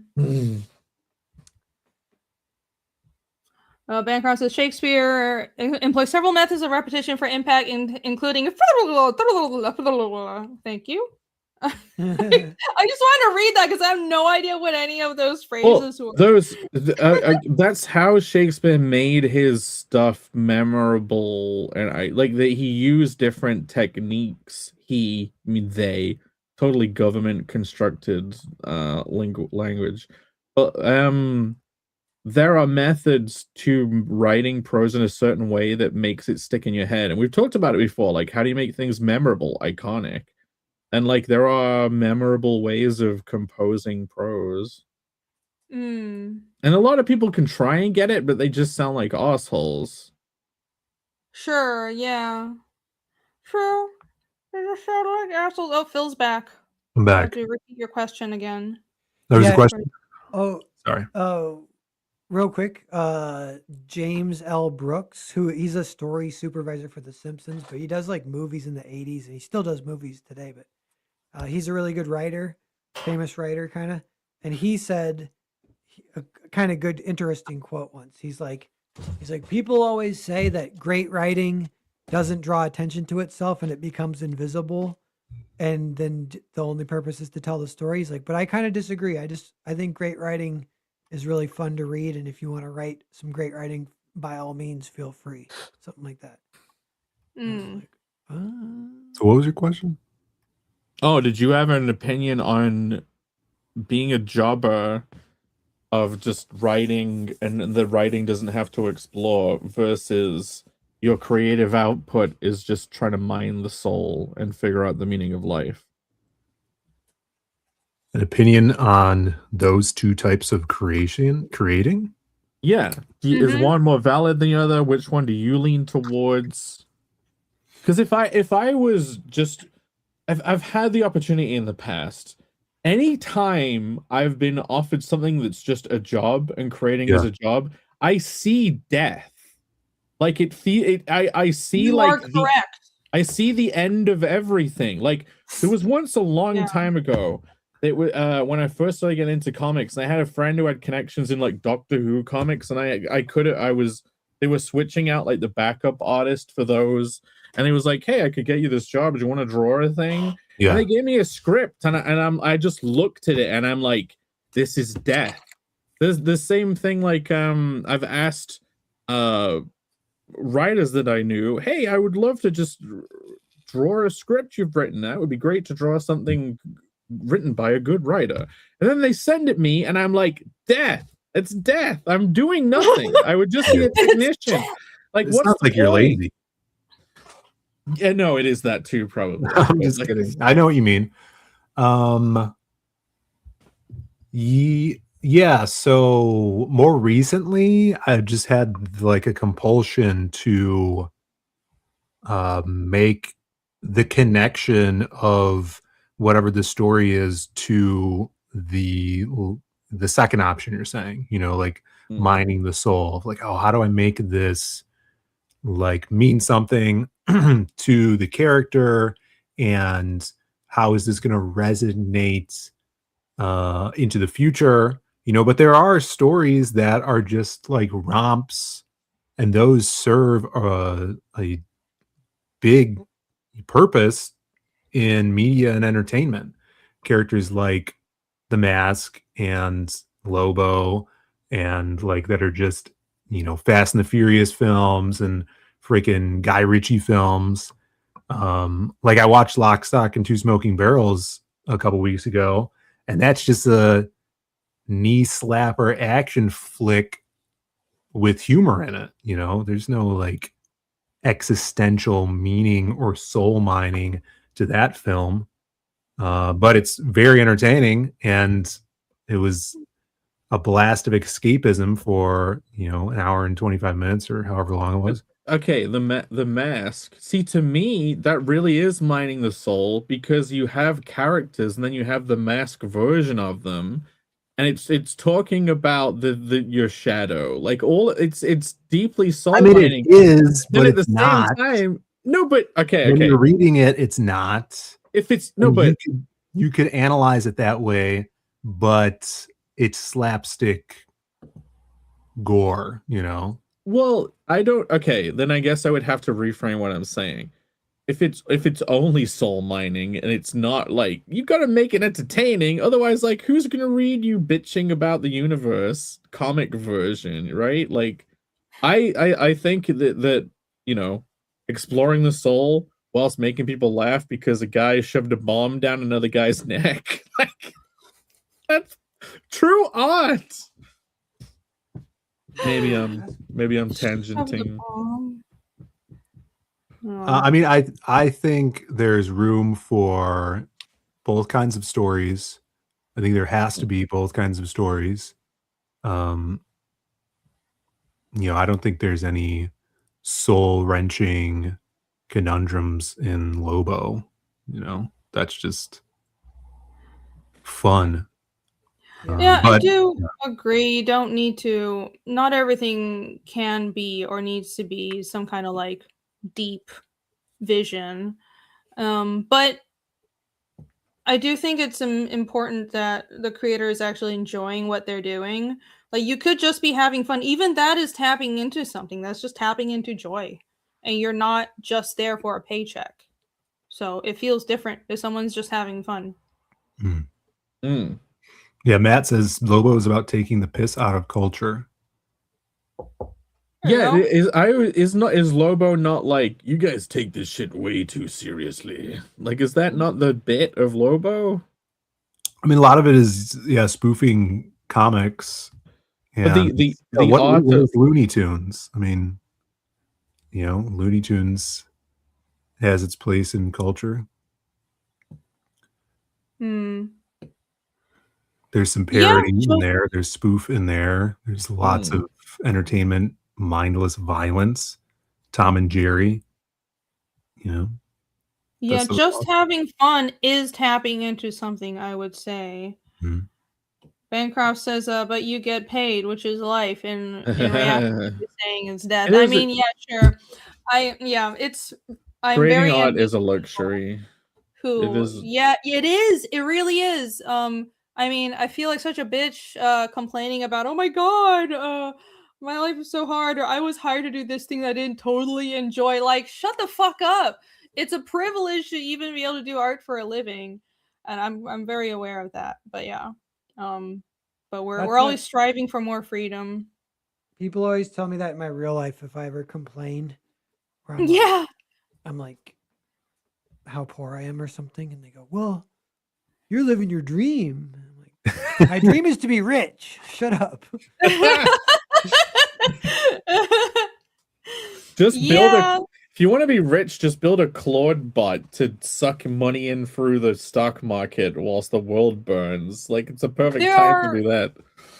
Yeah, if we want, let's be real, if any of us wanted to just make money, there are a million other things we could be doing. Like, none of us are here just because we want to make money.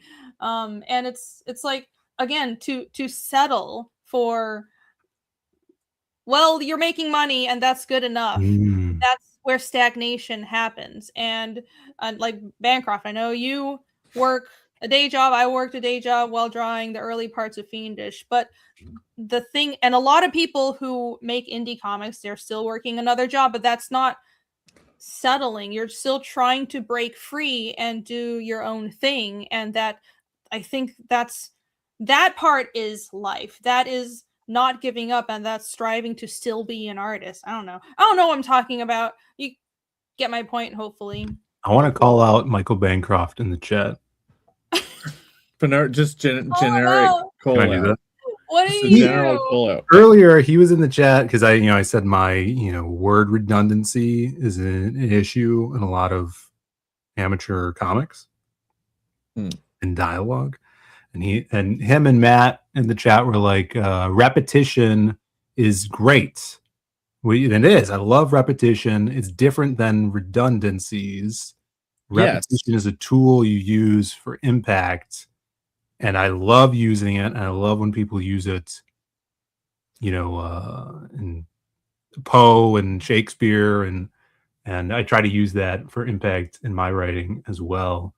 But it's very much different than, using the same word that could be said differently in two balloons that are on the same page in a comic book. Because So that's like a sore thumb. You're calling him out for making you feel stupid. No, I just want people that rewatch this or other people in the chat to understand that I'm not. I want them to understand what Michael was trying to do. Yeah, the dialogue on this page is shit. I haven't even read it. But would you guys like to look at another page? Are you sick of seeing this page? I finally read it, and I'm like, I think I'm ready for the meme. Oh, holy shit! It is nearly 3 hours. No, I got it. I must suffer for the show. I love how in manga, right? Because I don't know who originally published this, but Dark Horse translates and publishes a lot of manga, and what it seems like they don't. It seems like they get the files and it's already lettered, and then they white out the Japanese text and put in English, so they're using the same balloons that are in the Japanese version. Is that correct? If you look at the original Japanese art, those balloons are hand drawn on the same page as the fucking drawing. Right. So that's the only way they could do it. They would have to use the balloons that are already there. Yeah. Right. So then they're either upscaling or shrinking the fonts to fit them in the balloons. So there's like near no consistency in letter sizes. No, they do that in Japanese too. So in the Japanese version, sometimes they do make some of the letters like bigger if they're shouting, bigger or smaller. Yeah. Because that would be like 3 characters for that whole sentence. You know what I mean? Like it would be even bigger than the English text, kind of. Yeah, Japanese manga lettering is much more free range than American comics lettering, I would say. Yeah, and then translating it must be a lot of work. It's hard because you have to make things fit in the same spaces but get the meaning across. It's difficult. But yeah, no. So, anyways, I have something I wanted to ask related to what we were saying, and it's a subject I wanted to bring up. It's the whole it's just a job, get paid, and making art. So, funnily enough, the cartoon that none of you have watched because you will probably think it's fucking stupid, which is Smiling Friends. Yeah, it looks. Do we all know about this? Yeah, it's canceled. Yeah, I've seen some. Okay. So Smiling Friends, it's someone could just misinterpret it as ADHD comedy, cartoon junk. I will share one of the shorts they put out to get a Get view ready on to this. be struck. You ready? No, I won't get struck. Fine.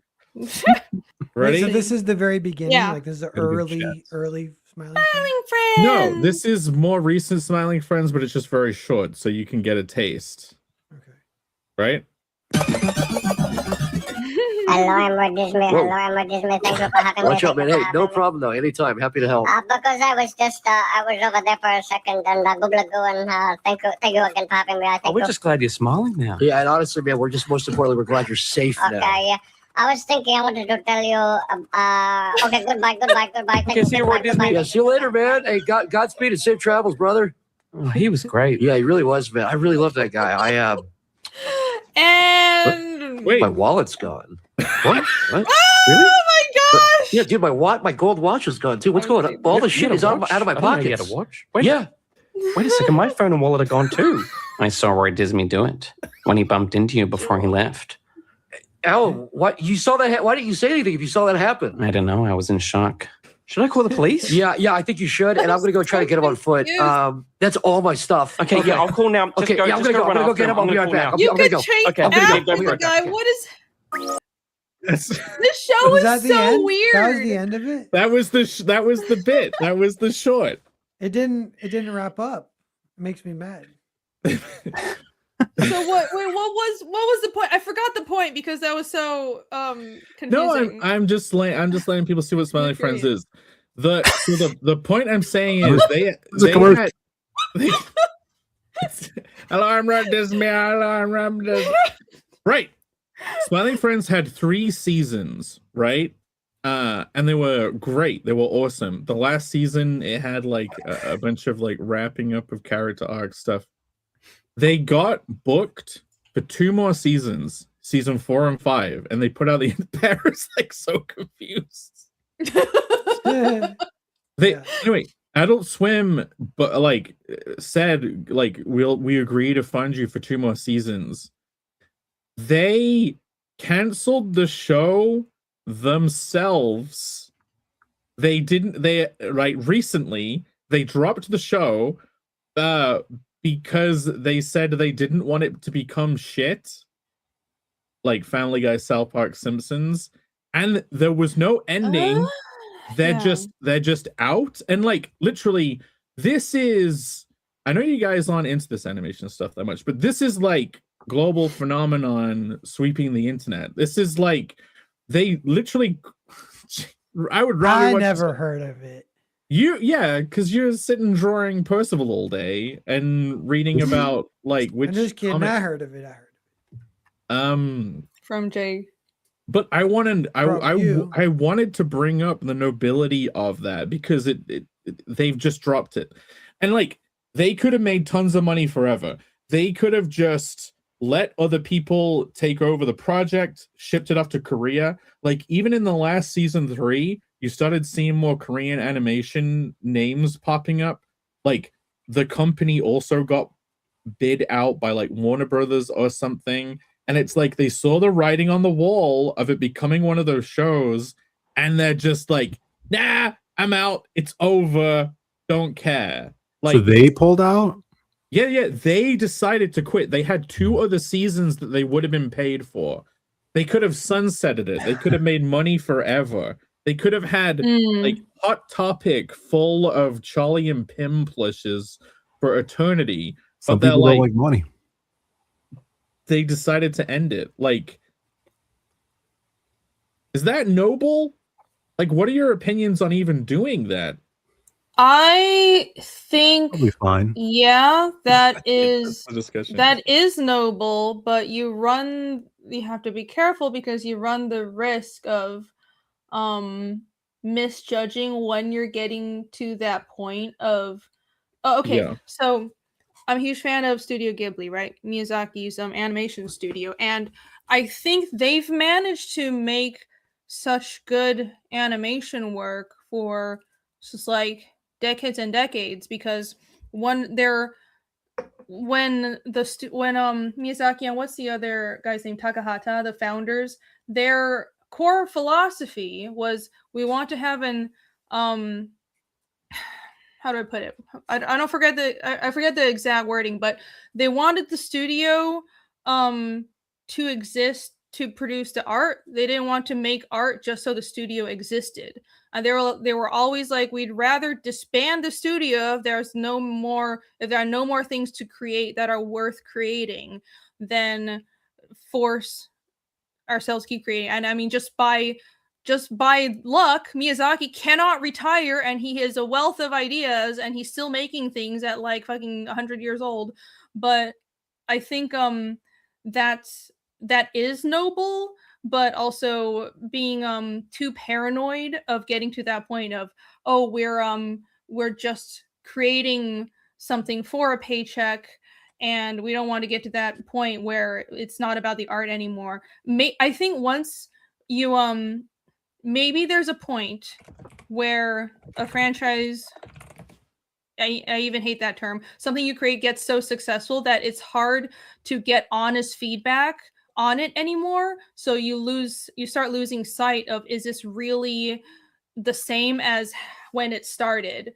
And that gets confusing, and it gets hard to gauge, like, when is the point where you should quit and you shouldn't sell your soul. Does that make sense? It does, like, because I said initially when I saw them like quit it, I'm like, there's so many more places to go. And like, that's just me from the outside looking in, being like, oh yeah, like the things they were doing were cool. And I'm like, oh, I'm looking forward to them building on it. But like, from their internal perspective, they were doing the last bits of it. Like for them, it was like, no, this is like the logical conclusion of these ideas we laid out. And that's it. There's nowhere else to go. And like, if they decide that, then it should end. But like, I don't know if I could do it. Like, if I had a successful show that was like a whirlwind success that the world loved, and I had a whole social circle of people who I was managing to fund their lives by giving them work, like good work from Adult Swim, I don't know if I'd be able to do it. I feel like I'd be imprisoned. I'd like it. And maybe that's a big move. Well, no, that's it makes sense when you're mentioning that if other people are relying on what you're doing. I've heard of shows where the creators felt they could have quit the show, but they knew they had an entire studio relying on them for their paycheck, so they forced themselves to keep making it, and also the network was going to be paying them, and it was the only thing the entire studio depended on. And like, that's a really hard situation. And I think, there's everybody memes about Miyazaki being kind of an old curmudgeon and kind of mean. Oh, we lost Pear. I did not kick him. So something happened. We lost Jake. Oh, we lost Jake. Whoops. Well, hope he comes back. But here he is. But yeah, I think part of that curmudgeonness is that able to just say, I don't give a fuck. It's not about the art anymore. I'm, doesn't matter what happens. Fuck it.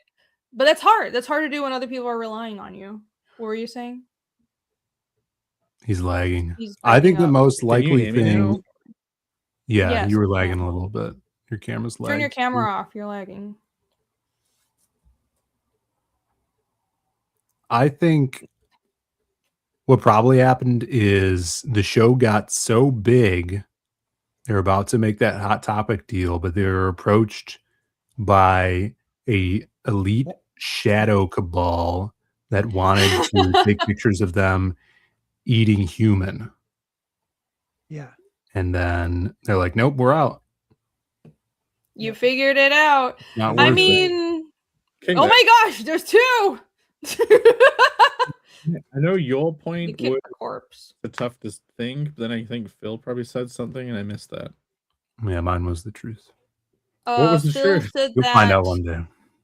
Phil said that the Smiling Friends creators probably were they were about to hit it big. They had this Hot Topic deal, and they were certainly approached by a cannibal cabal, which is you're in Hollywood, and that's what made them quit. That's totally. Okay. There is definitely a conspiracy of that, but if their reason for quitting is this isn't fun anymore, then like that also fits into that, and it's like Burnout, quitting before it turns into Rick and Morty, and Human Horn. Human Horn. Yeah, because well, it's funny because at the end of one of the most recent episodes, it was a Christmas episode, and then at the end it pulls out. Let me play that clip. Let's say I'm going to show you the clip. I'm going to type in certain group of people. Clip. Here we go. And I will share this. Certain group of people. Yeah, I'm sure they didn't have any influence on this. Don't read it. Yeah, Phil, I love this rabbit hole Phil's gone down of. I doomed for like a week because of this, and like Phil is like sticking on the body swapping Gilgamesh respawn. You guys would not like my algorithm. You can't. My Twitter is a dumpster fire right now. Phil, don't embrace the spike too much. You'll become the spike. Do not become the spike. There's no spike.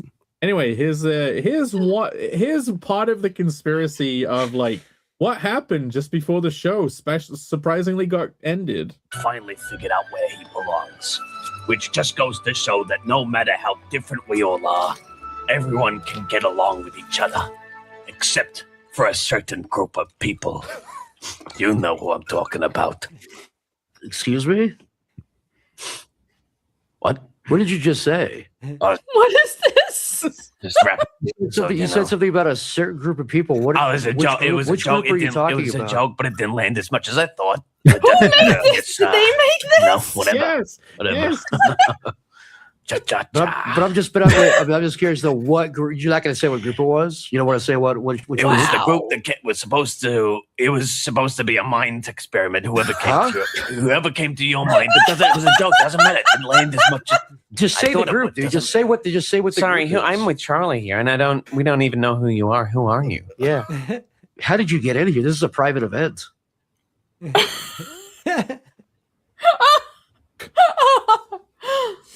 Yeah, so maybe a little lamp shading there. So that you think that the joke didn't land and they got they got a phone call because of that joke? Is that there was a lot saying? of people on the internet the next day trying to think of who this group of people might be. So, I bet they were like, this is the end of the line. It's not fun anymore, but let's go out on a really edgy joke and leave on a high note. Here's what I don't like about that show. I've never seen an episode. But it's like a lot of other modern awkward conversation. Cartoons. Yeah, what did you just say? Sorry, the very quick speech, talking over each other comedy. Yes. It's pretty played out, I think. Which Phil doesn't like it because you could never do a comic of it because it would just be all word bubbles. Oh. No, dude, you genuinely could. It's like you could. What are you going to make a comic that has, who's the foot guy?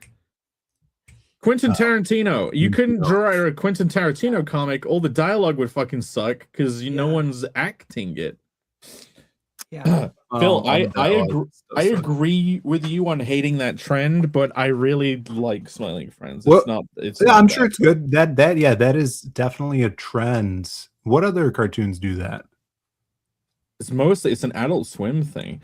Rick and Morty, I think, does that at points too. They'll get into like a groove of it where like that's the bit. It's okay, we're doing this bit now, and it's for like 2 minutes. They'll talk like that. And talk awkward dead arguing. Oh yeah, dialogue. Yeah. Seth MacFarlane stuff. Family Guy that's the bit, and it's probably like improv'd between the two characters. I would imagine. I never want to do it. It's never going to be in any of my stuff, but that's not me saying that it's broadly bad. But it's a good. Do you think you could bring yourselves to cut off a whole? Imagine your entire social group is like being fed by this creation of yours. And Irene, when you're saying other shows have continued them on, Oh, I see what it you're will be that's it. All Hank Engine would be. What do you mean you need the right kind of coal? What's wrong with diesel? Like what are you saying about diesel, huh? Like you have Oh it's my god. coal only? Like nothing. I'm sure you fume heads. Do you call yourselves fume heads? What's that? Is that a slur? Is that a diesel slur? Is that what am I going to call you, a coalie now? And it would go on for like 5 hours. It's the humor of just discomfort. For some reason it works, but you can't explain comedy. It's funny because it's uncomfortable. I'm sure that the team will do a new project. You know? Yes. You never know. That's the truth to it. You just be. I think it's the ultimate best creative choice, but like I don't know if I could bring myself to do it. But lightning don't strike twice, and nothing they make will ever reach those heights again, and they will die in obscurity, like the certain. Wow, Pear. And we'll never know. But Pear, is that fearing the spike? If that is going to lead your decisions, is that fear of the spike? The dopamine spike. Wait, No. Oh, so the cortisol spike. That's what I thought Yeah. embracing the spike was. It's the cortisol of the stress of making a decision that's brave. Yeah. Yeah, to say that, well, this is the only thing. Hold on. So we were talking a while ago about man, I lost my train of thought. God damn it! Something about I think fear. it's time for the meme. No! Yeah, Wait, no! Stop trying Lost to their end train my of thought. stream. Good We're not even show, at 5 Good hours show. yet. We're not even at 5. We're past 3. Oh my god! Hey, Oh Rini, my that was god! a good show. It's Nice job. because Pear went on for 40 fucking minutes with nuggets. Someone should have I timed really me. can't remember Not my now fault. it really. Who's running this show? Not me. Well, not him. That's for sure. Cool, dude. Did he leave? Who's Yeah, running he left. this show? He No left of his idea. own. I think he just left. No of his own idea. accord. No I idea knew what you- happened. I- Oh, you're back, Pear. Oh my gosh. Wow, welcome back. I knew you were gonna do that because you can't multitask and you immediately stop. No, I actually can't multitask. I seriously can't. I don't have that woman part of my woman brain. I can't multitask. I don't know why. Anyways, oh yeah, something about creating from fear. Oh right, I remember my fucking point. Nobody interrupt me. They're all gonna interrupt me now. So to think that, well, this is the height of what I'm going to do, and I'm not going to push myself and try anything else. That is also a decision made from fear. So I think creatively speaking, if you're making any decisions based on fear, it's really bad for you. That's almost always the wrong path. If you're making that decision because I'm afraid I'm never going to have another good idea. Oh yeah, I remember we were talking about if you have a good idea, just go ahead and use it. Don't save your good ideas for later unless it's like really plot relevant. And it would ruin the plot if you just use up the good idea. But trust that you'll come up with something better. Overcoming that fear is how you have more good ideas. I think they will make stuff better. I genuinely think the show is made by Michael Cusack and Zach Hadel. Zach of Only Plays and Michael Cusack of like Koala Man and whatever fucking Super Quest Rachel Adventures. I don't know what that was. And like those old Australian YouTube cartoon things. I think Zach will probably become another Trey Parker. Like if you want to do lightning striking twice, South Park, Book of Mormon, Team America, it's Trey Parker again and again. Yeah. I think Zach Hadel will become a Trey Parker. Fingers crossed. Yeah. Fingers crossed. That would be good. That would indeed be good. Okay, let me just. I had a few more examples, but I'll just go through real quick because I know the show is running long, so I won't drag it out for too long. Let's see.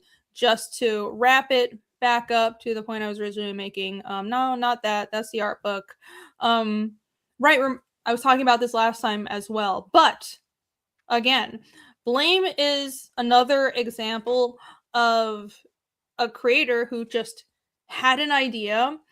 it wasn't even that I don't know if the whole story was fully formed when Tsutomu Nihei started drawing Blame, but Blame, Attack on Titan, and even One Punch Man, Anything by One, and Berserk. These are all series that are really popular. And at the beginning, the art wasn't what the art and the story wasn't what it was going to become, but the creators went ahead and made it anyways. And in Nihei's early work, a lot of people criticize him for not drawing faces very well, but he improved. And this is a story later on, and the page on the right is at the end of the series. So clearly, he was really good at backgrounds, but he didn't draw faces so well at the beginning. But he went ahead with it anyways.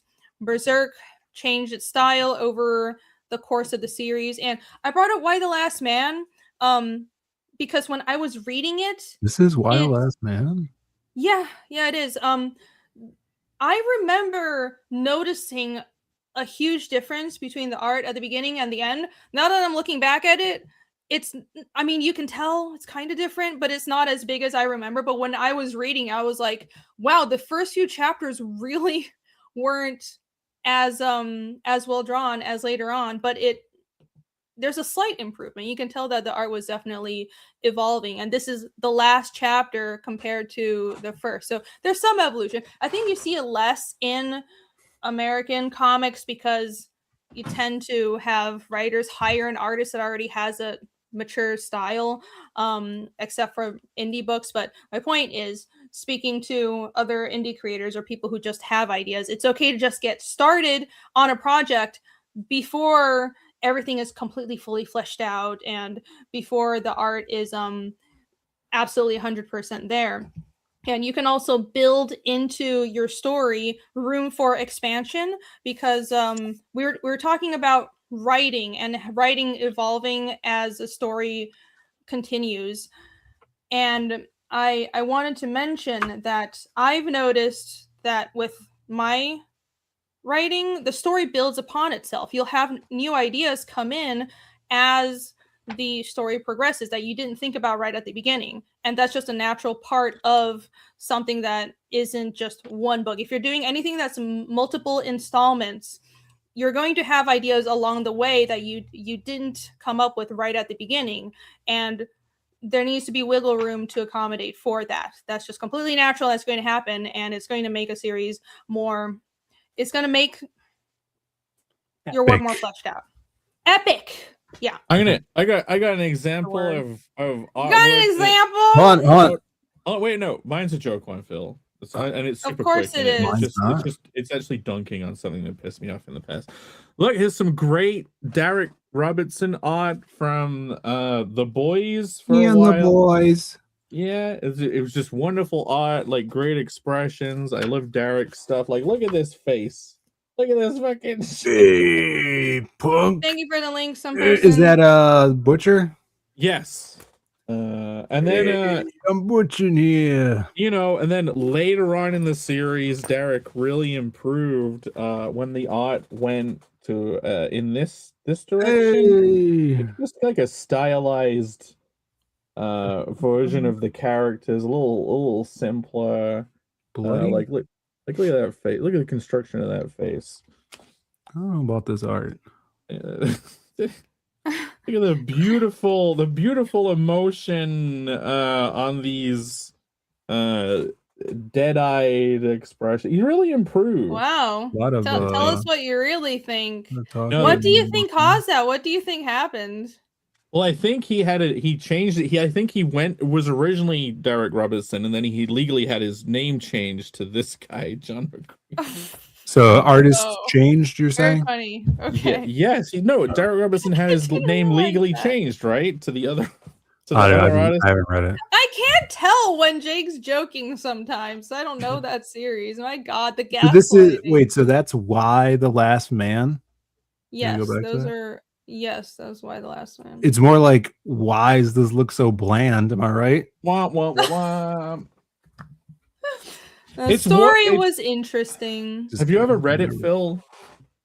No, it's I saw it in shops a bunch though, like as it was coming out in trades. It's the very popular. Lots of people read it. It's drip-feeded plot intrigue, which is why it's like feels mangery in a similar way too. Yeah, that's Walking why Dead. I liked it. I think it felt very Walking Dead. It's concept-wise, I do think it would be outdated nowadays.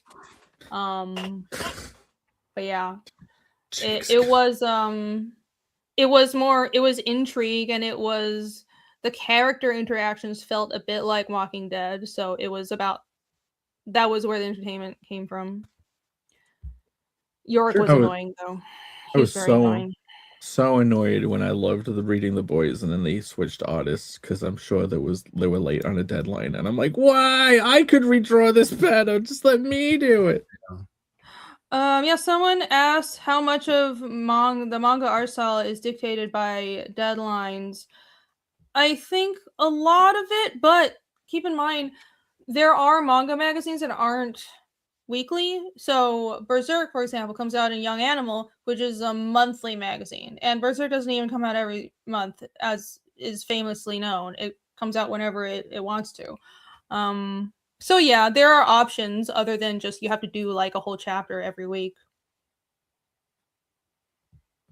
I don't know why Old Dirty Fatty doesn't like me. I like him. Old Dirty Fatty I don't know what's happening. He did a really nice drawing of a pig once that I wanted to buy in an auction. A pig? Yeah, he's done art, I think. Yeah. Do you remember that drawing of the pig you did, Old Dirty Fatty? I do. I thought it was very cool. He says thank you. There you go. This is nice. Come on. Yeah, that's the last chapter. I think so. You can tell the art did evolve, right? I think the coloring is. The coloring is a lot better. I don't know if they changed colorists. I actually didn't look into that. Maybe it really is the coloring making a difference. Tokome asked, "Are there any auctions anymore?" Well, Red Valkyrie hasn't done theirs in a while. I've done some eBay auctions, but bring them back. eBay. Yeah, I've been avoiding that just because I'm busy. But I want to do more auctions. It would be great. It just takes some time. But yeah, I'll get back to it. I'll do more. Me too. All right. Meme I think that about yes. Yeah, I think he said he's time. posting it. The thing is, Pat, he hadn't posted it yet. He just said he's posting it now. So we haven't actually dragged out the meme. We need to drag it out until Alex is like, "Here's the meme. Shut the fuck up." End the stream. Take it, please.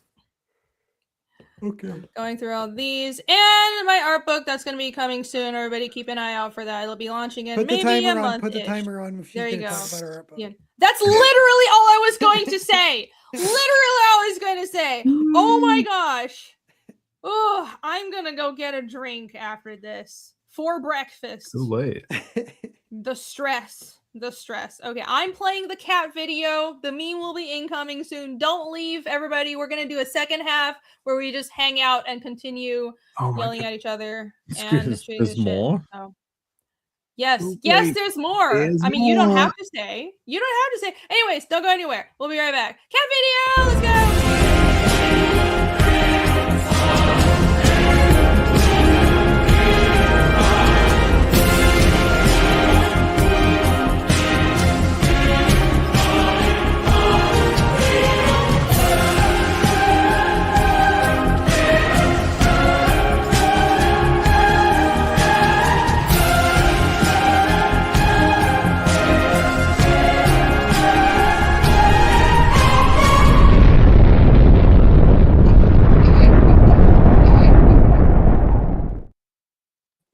Woo!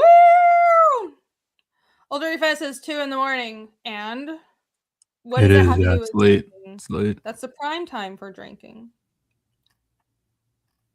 Perfect timing. Pear has left and Jake is doubled again because his internet is ID doubled. Should I? While we're waiting for the meme, I will I'll show off some more pages for anyone who missed it. Here is this. Damn, the meme looks awesome. Demon page. Oh, well, I guess the meme is up. I'll go check it out in a second. And there's the attic observatory page. I'm very happy with this one. Beautiful. Yay! So yeah, here are inks on Fiendish 3. If you missed me showing these earlier in the stream, you can rewind and see a few more pages. And also watch my perspective work get torn apart. It's all good. It's fine. I'll just redraw the entire scene. Thanks a lot, Jake. Yeah. Just kidding. It's fine. Oh, no, the if you want me to let out rage about that page, I remember seeing it earlier when it before all the wood grain, and I'm like, this was the indoor one. Oh. And I was like, huh. I thought this was gonna be like the big intricate indoor page, but then when you added all of that texture and all of that wood grain, it became epic. Well, cool. Yeah, the texture does add a lot to it. I mean, honestly, I do a lot of the work that often is transferred to coloring, because I want the colors to just be a gradients. Yeah, I want it just flat colors work fine on this. But no, I love drawing texture as well. It's purely self-indulgent. There's no further thought in it. I just like doing it. It's therapeutic. That's all. Yeah, there you go. Texture fixes everything. So I'm just gonna add texture to all my mistakes, and then it'll all be better. That's the lesson that I'm. Weka says, "How long would you guess that telescope is?" The answer is I don't care. I'm done. The page is done. I got something to show. Oh, someone will point out that it's not scientifically accurate. What are you showing? Go ahead. Show off. What is it? Oh, I gotta get my regale us. Let me find the meme so we can get out of here. Get out of here. I had a bunch of things pulled up from Twitter, but I guess I'm gonna pull those up next week. Check this out. I have nuggets ready this week too, but I never had a chance to share any of them. You had nugs? I never even told my nuggets. I'll stay for another 5 minutes. No, you don't. No, you don't. You don't give a shit. Oh, I saw this, Phil. Isn't this awesome? That's great. That's so good. Yeah. Ah. Little Cuphead style hose arm animation sketch cover from Doug Smith, aka Blue Moon Cartoons. He sent this over. I sent this to him months ago with like his order, and then he did this. Super cool. Yeah. I think I'm just gonna keep it because I like it so much. Freaking cool. Pretty cool. Yeah, that is awesome. When stuff is too good, you're like, nah, the common people. This is not for the plebs. I just want to put it on my wall. I love it. Very nice. You don't get to see me anymore. How do I exit? I was trying to find the meme, so I got it. Come on. My stream share folder is insane. Thank you for the links, Alex, and thank you. I saw a couple other people posting links to our stuff, so thank you very much. Go check out all of our thingamajigs. All right. Where is my panel keepers? No, we're the panel breakers. The keepers of the panel. Keepers of the panel. Ba-bam! Woo! That's a lot. This is a dense meme.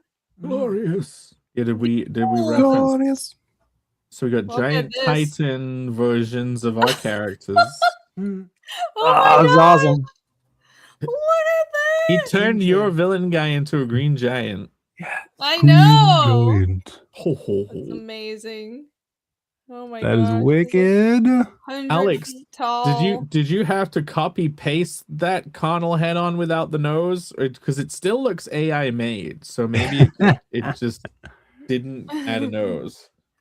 That's uncanny. It's like the AI just made him normal people proportions, Yes. but kept most of your art style. Ugh, AI is crazy. It's a bit similar to the I was supposed to have a guest artist on the upcoming book, and they did a cool sketch of them originally, of them in more, like a more anime style, and it was more like that. Like he was more human proportions but small. Oh, Alex says that he did not have to copy and paste this time. Wow. Cool. The It's AI is evolving. learning. It's evolving. No, that's awesome. Look at us sitting on our characters and their Shin-chan popping out from behind Carnal. So badass. I cannot imagine constantly making decisions based on what women would think. What a horrible way to live. Face bully. Napoleon Chataparte. On his motorcycle. Quote of the day. Flying He motorcycle. would say that too. He's asleep on his little anime motorbike. Oh my gosh, is he asleep? I need his. Oh my gosh. He's so cute. That's so cool. He is adorable. He is at peace with his baseness. One day we'll have a Napoleon plush as merch for the show. We'll copyright Napoleon just for our show. He's public domain. Yeah, he should be ours. You know who else has a Jake caricature that's been on the show? Go on. Who? Kelsey. Yeah. Oh, you think it has to be, we have to have a Kelsey standee? No, I'm just saying you should, copyright Kelsey. Should be in our hearts forever. Yes. I miss Kelsey. He should come back. Yeah. Oh no, he disappeared into the swamps forever. Kelsey is just a mere memory now. Like, did he I ever know. exist? A In our figment hearts. or of our He imagination. still exists in our hearts, in our kokoro. Soon it'll be hard to remember what he looks like. Kelsey, come back. He's really good at explaining art processes. He's like a good teacher, which is difficult. Yeah, he was It great. was great to talk to him about the work, about craft. We were very lucky to have him on the show when he came on. Wasn't he? He's been on twice, right? I think Yeah, he's on a couple times. We're Mhm. talking about him like he died. No, he just like disappeared off the internet, which I understand because the internet is like fucking crazy. But We're blessed to have this time. we were blessed. All right, Phil, you want to start us off? Yes. I hear tonight's topic is HR. It's redundant if you say crazy woman. It's true. I got some nugs too. Jake has a lot of rage inside of him. Yeah, he might be a gay man, closeted. There's gonna be a lot of twisted mangling and dangle earrings. Dangle earrings. When did you say that? I don't remember that. That's a mashup. part. I said twisted mangling of magic, and then I mentioned dangle earrings when I. Have you brought back the earring, Phil? Yeah, it's been on this whole show. Oh, he's got the earring Oh! back! Yeah! I got to break That's it in for very heroes. Timothy Chalamet of you. Well, I'm gonna finger poke hey, someone's we mom's ass next. Oh my god. I love little heads. That Look at nose. those Look two. at that! That's That is iconic. so, Cardinal with that's the nose. so creepy. It's so weird. See, that's Connell with the nose is actually cool sometimes, to the point where it has to happen in some way. Like something has to make it happen. There's a machine called a cricket that's easy enough for women to use. I actually have an HR story. They decided to end it. Let's not get into it. This is hashtag unhire. This is a hashtag unhireable topic. God damn it, TC! You can't just do that. I need 100%. I need a 100% win rate. That's Look at that little hedgehog guy. Oh, that's such a great. You're very brown, but at least it looks like a creative bus hedgehog. down there. About to run over Roy Disney. Amazing. You got smiling friends in there. Napoleon's bike is just flying. I guess I'm next. See. So he was just wielding his knife while everyone was sleeping? They were definitely approached by a cannibal cabal. Karens are clearly the foot soldiers. It's funny because it's uncomfortable. What a great use of our creative energy. Will you guys let Pear talk? It's his show after all. Immortalized twice. Immortalized. Clip that. That's yeah, that's weird seeing the zoomed in version. So like the top one is from the I can't zoom. Is that yeah, that's mostly from the comic, but it's filtered through the AI. And then he's like the AI just started making up details with the zoomed in version, but it does look cool. It's I so like that you funny. look in yours. You look more cutesy, but then the mug is like super Chad mug. Yeah, it's like that Chad face black and white picture, but turned into a mug. The giant jaws. All right. Last but Let not me least. ASMR some chewing real fast. Oh my god. Oh. Okay. Sounds like your bully story is the origin to a horror story. Oh, you don't want to tell the story now? Jake is so mad. I kind of forget there's an awkward sex scene. Jake, she likes it, so just say whatever. Clip that. Clip that. That's like and me. that was the perfect part to clip. That does fit with me looking at a notebook. That's funny. Yeah, what's on the back of his notebook? Zoom, enhance. Enhance. Well, it's maybe probably it's AI Even more? gibberish. Is there any? but Yeah, who is there knows? anything on the back of Paz notes? Because it looks like a comic page. Be an Easter egg. What is? Yeah, it's a little I comic. can't It zoom looks in like mini. It does look like a comic Mm. page. It's but- probably just the AI hallucinating random shit. layouts. There you go. Yeah, what if this is, Is like that from something, Alex? this is a secret to like ancient text? Maybe Yeah. that's from like interactivity. Is it? I don't Those might recognize be it. stick figure Tell us, panels you Pear. did for interactivity. It's 5 panels. I can count to 5. Yeah. That's it. That's a line It's for the here. meme, Alex. It's Put it in too the meme. I late. can count to It's 5. too late to add in the meme. That was perfect. That was the way you said it too. I can count to 5. Wait, there's more, but there's more. I have to download the other memes. Okay, hold on. Give me a second. More. There's more. I was like, are there backup memes? Yes, there are. Hold on. Let me see. Thank you, Alex. Gotta catch 'em. The wonderful. Yes, thank you, Alex. memeing. Oh, these bonus memes are great. I I should think I share need my a fucking- better dangle earring. A much bigger one. You think it should dangle more? I think the earring's fine, but the head motion of trying to make it dangle is probably the fruitiest part of wearing it. I'm showing it off, you know? Sure. You need to get a diamond encrusted blingy one that's pink and shiny. No. Just get a silver cross. Yeah, my girlfriend's fine with it. She says it looks good, but it may give off the wrong impression to those non-heteros, you know? Yeah, you don't say. All right, hold on. So- Ignore She that doesn't- last yeah, one. She doesn't want to have to fend off both genders. Exactly, yeah. No. Or should I say Fair sex? enough. Look at that. Oh, I knew it. They're cooking Satanic. nugs. He's some nuggeting. With Some it probably nuggeting. goes to my campaign. That's fun.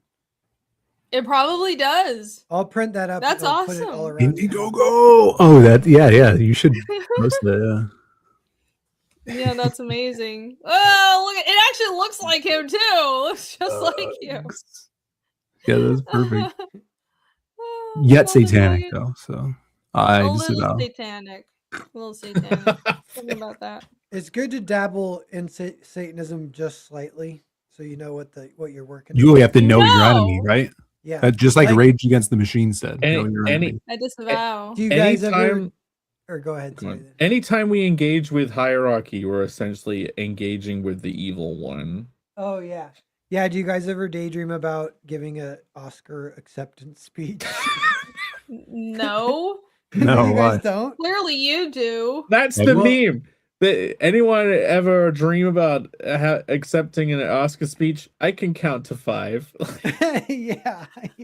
That's the But meme. my fake Oscar acceptance speech is like, thank you for the award. I just want you guys to know that if there is a satanic cabal running everything, I am so in. Count me in. But I'll do anything.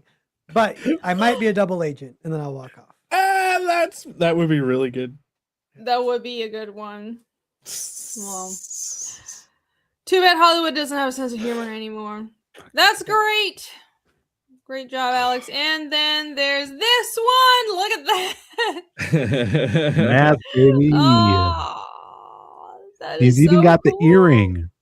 I'm holding up Hitman Yes! too. That's awesome. I gotta send that Yes. to Doug. That's so dope. Nice. Look at That the is little mask uncanny. on the mic. Somebody stop us, please. It's like, just please stop us. Smokerini, Emerald Arcanist, Green Ink Fill. I like it. And Verdant. Ooh. The I'm impressed that the AI. So in the past, when you would run any text, any photo with text through an AI, it would Yeah. fuck up the text. But now it's not doing that. So that's it's growing. It says there in the It's corner that he let AI pick the names. Ooh. Oh wow! I mean, it's like still the fun. I like the perspective on my Yeah. background. You're crazy. Yeah. Why is there a freaking VV for Vendetta guy in my background? Like it hallucinated a V for Vendetta guy. Oh Guys, my watch. gosh! That means Look there's at gonna be. that! That probably means there's gonna be It's a there's gonna be a demon. revolution That- soon in London. You're the Brit too. That means something. The Look. AI is predicting I know. something. Okay, I want to see what it got right. It got the hedgehog. It got plush Jesus. Have you guys seen the little plush Wow. Jesus that I have hidden away in the background here? That's why you wanted on. plush Napoleon to put next Show to off the plush Jesus. You need a plush Napoleon next to plush Jesus, and they start dancing together like this. You know what's funny about that Aw. is Napoleon, he gets called the Antichrist sometimes. Does he? Yeah. Oh.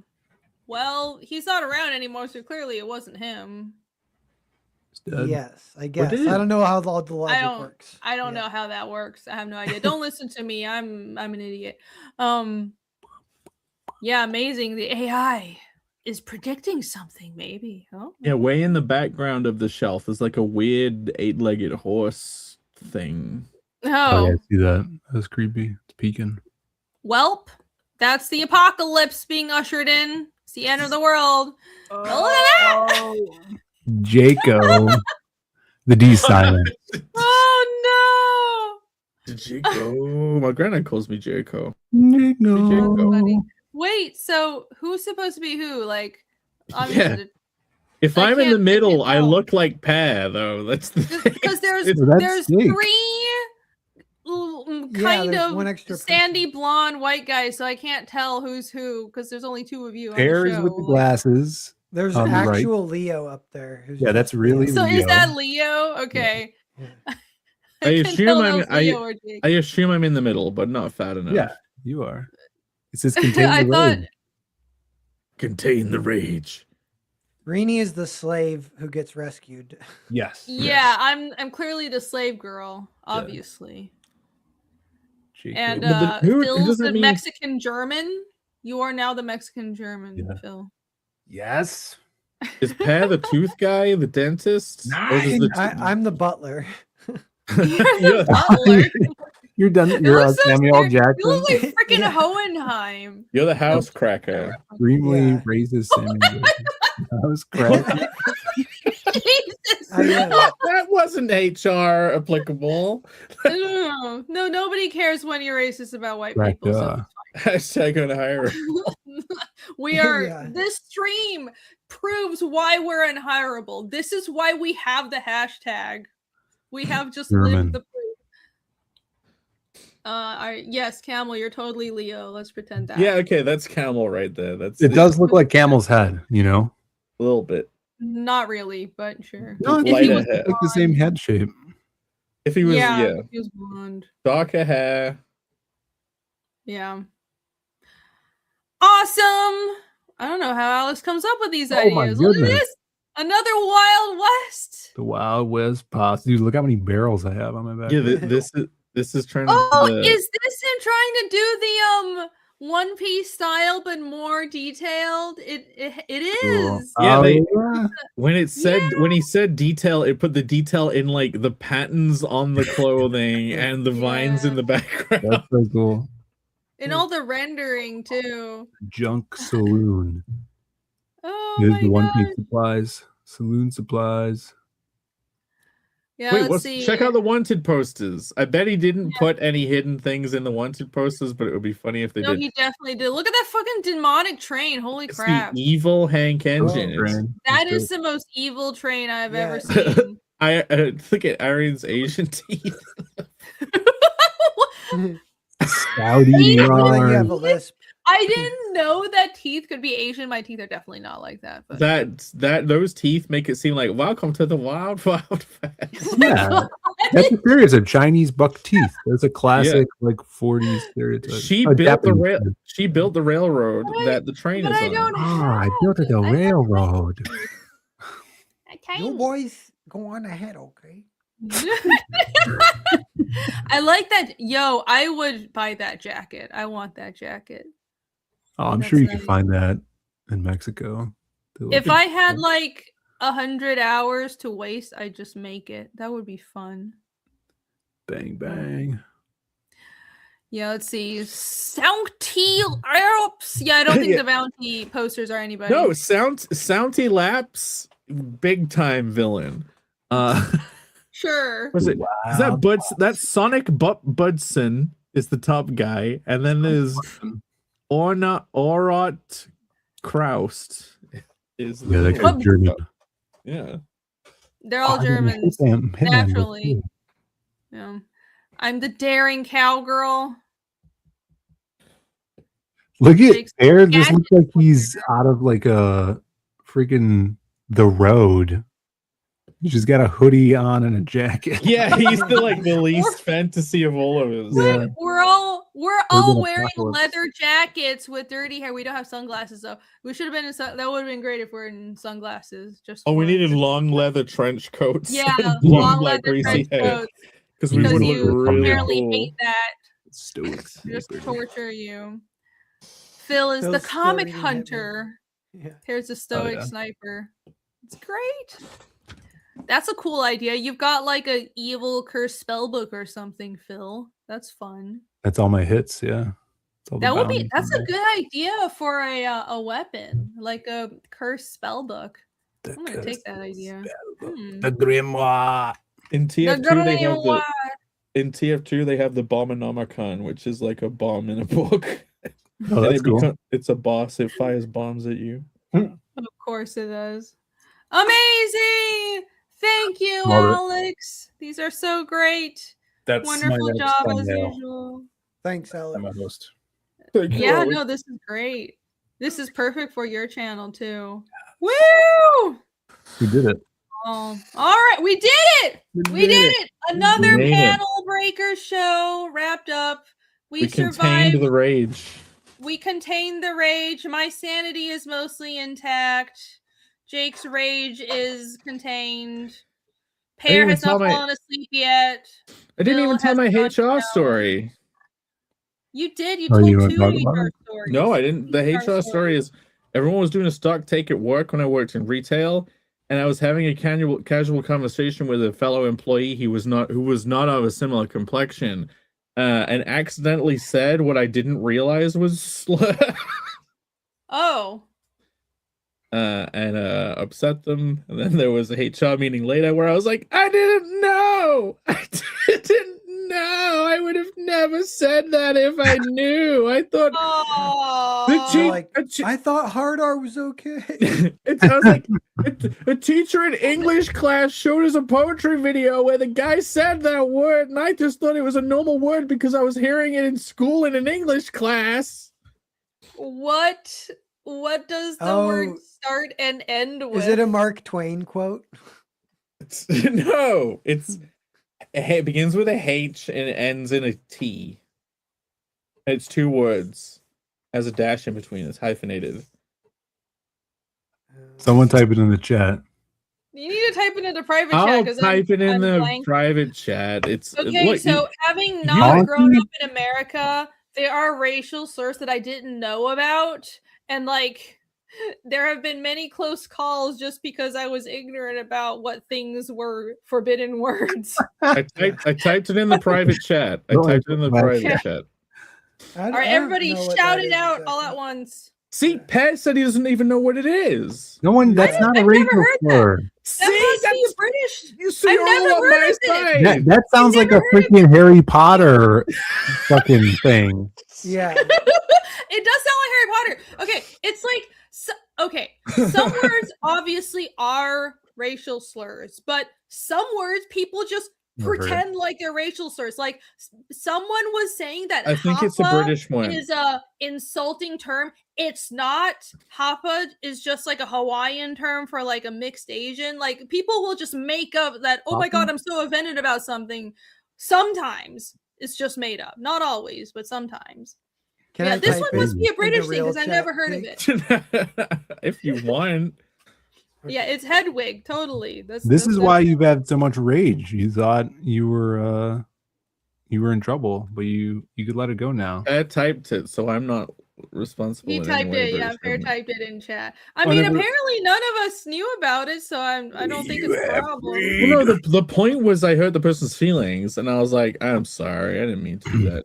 They sound dumb. You're like some kind of mud blood. Yeah, it sounds like a mudblood. Half breed sounds more offensive than that. Some kind of half breed. I know you're not supposed to say mulatto anymore. You guys know that one, mulatto. Which one? Mulatto. Yeah, was the person mulatto? That's just like a bit of an old-fashioned term for an actual ethnicity. Well, yeah. I think it comes from when you breed like a donkey with a horse, and then they can't have kids anymore. Is that right? Like a Liger. No, that's not as far as I know. What is that? I'm not aware of that origin. Mulatto is just what they would call mixed people. And I think it's a Spanish term from South America. A mule, that's a mule. Wait, maybe? Yeah, a mule is not a mulatto. Oh my God. No, it is. Hashtag it's a Spanish term for a mule, which is a mixture of a donkey and a horse. And mules cannot have kids anymore. And can I get some justice here for people doubting me? Me too. So are mules also called mulattoes, and that's why it's offensive? Yeah, that's why it's offensive, because you're basically calling them a hybrid offspring. That can never. The mulatto originates from 16th century Spanish or Portuguese mulatto, likely derived from mula, implying a hybrid offspring historically denoted a person who one is black and white. Oh, yeah, because widely considered offensive, rooted in colonialism. Donkeys and mules are like different. I always thought they're the same, but they're different. Donkeys can reproduce; they're like their own thing, and then mules can't. They're just a mix. I always like the word mulatto. That's cool. Yeah. I mean, it became such a common word and not used as a slur that I thought it was just a term. But I mean, I kind of see why it's offensive. I guess it sounds cool. TC's right. I call myself a half breed all the time, but I understand that I have a different bar for offense than most people. So. Did you see that one cartoon of Bugs Bunny shooting in Native Americans? And then he's counting them all he's marking them off and counting them up, and then he counts one up, and each one he's killing, and then he rubs it off and says, that one were a half breed. Like Oh, saying yeah. Didn't count. Bugs Bunny saying, I'm a mud. Well, on that note, on that high note, everybody, thank you for coming to another episode of Panel Breakers. Join us again next week at the same time on somebody else's channel for more fun, and let's see how canceled we are next time around. Whose channel is it going to be on? I don't remember. I think it's mine. Yeah. It's yours. Jake's Okay, turn. it'll be on Jake's channel next week. Yeah. So go there. Yeah. Go Stay sign tuned. up. Yeah. Go Any to shout outs? ConnellComic.com. Go sign up for the next book coming soon. Go change the aspect ratio of the window you're looking at the page to look in the bottom right corner to see what you can see. Exactly. Just you can cut off the image physically so it doesn't show. That might be a good idea. It doesn't show. It totally doesn't. Doesn't always. There's no bottom corner. There's no better way to end it. Old Diddy Fatty. No, every show we end it with racism. That's a tradition. Phil, any shout outs? Yeah, I'll be streaming tomorrow. We might do a giveaway tomorrow with some new beans for a holiday that's coming up. If I remember to bring them in. Easter bean? No, not an Easter bean. Every time I say what a bean is going to be, I always get it wrong and ruin Phil's we might be able to do an Easter bean. That's, we still got time for that. Painted egg, Easter bunny, shell bean. We got, we might have that. I may have a St. Patty's Day bean. The green bean. There might be a green bean. So stay tuned for that. I have some more sketch covers. I might throw one up tomorrow. We'll see. And if I'm feeling, antsy. And yeah, I guess that's it. Go buy Grand Prix on Indiegogo. Yeah, the Indiegogo opened today, so go back that one. Oh. I think we got one backer while we've been talking, so thank you. Nice. Getting some baggage. Yeah. Kick ass. Fantastic. Did you want to pull that up again? Or No. Just okay, Not worth cool. It. It's not worth it. All right, it's not worth it, but go back Grand Prix anyways. And go back Fiendish. Fiendish 3 is still open on both Indiegogo and Kickstarter. The Indiegogo, I have turned on pledge editing. So if you've already backed but you want to add something, you can without adding more to your shipping, because now you can go and edit your pledges. That is a new functionality on Indiegogo, and that is now turned on. I have been working hard on pages. I just showed off some of the artwork. Here's one last look at the horrifically horrifically drawn 3-foot tall shed that I'm gonna. I got burn no down. comment. I think it's perfectly burn tall. down now. You can always Photoshop it to make it bigger.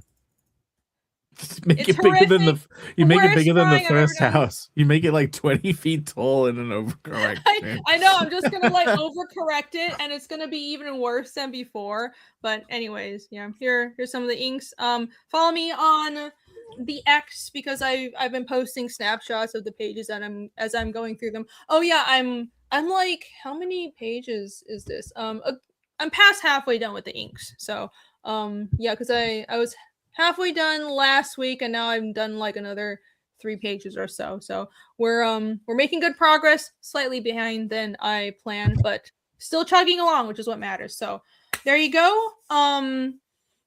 Yeah. So see you guys next week on Jake channel. Cheers.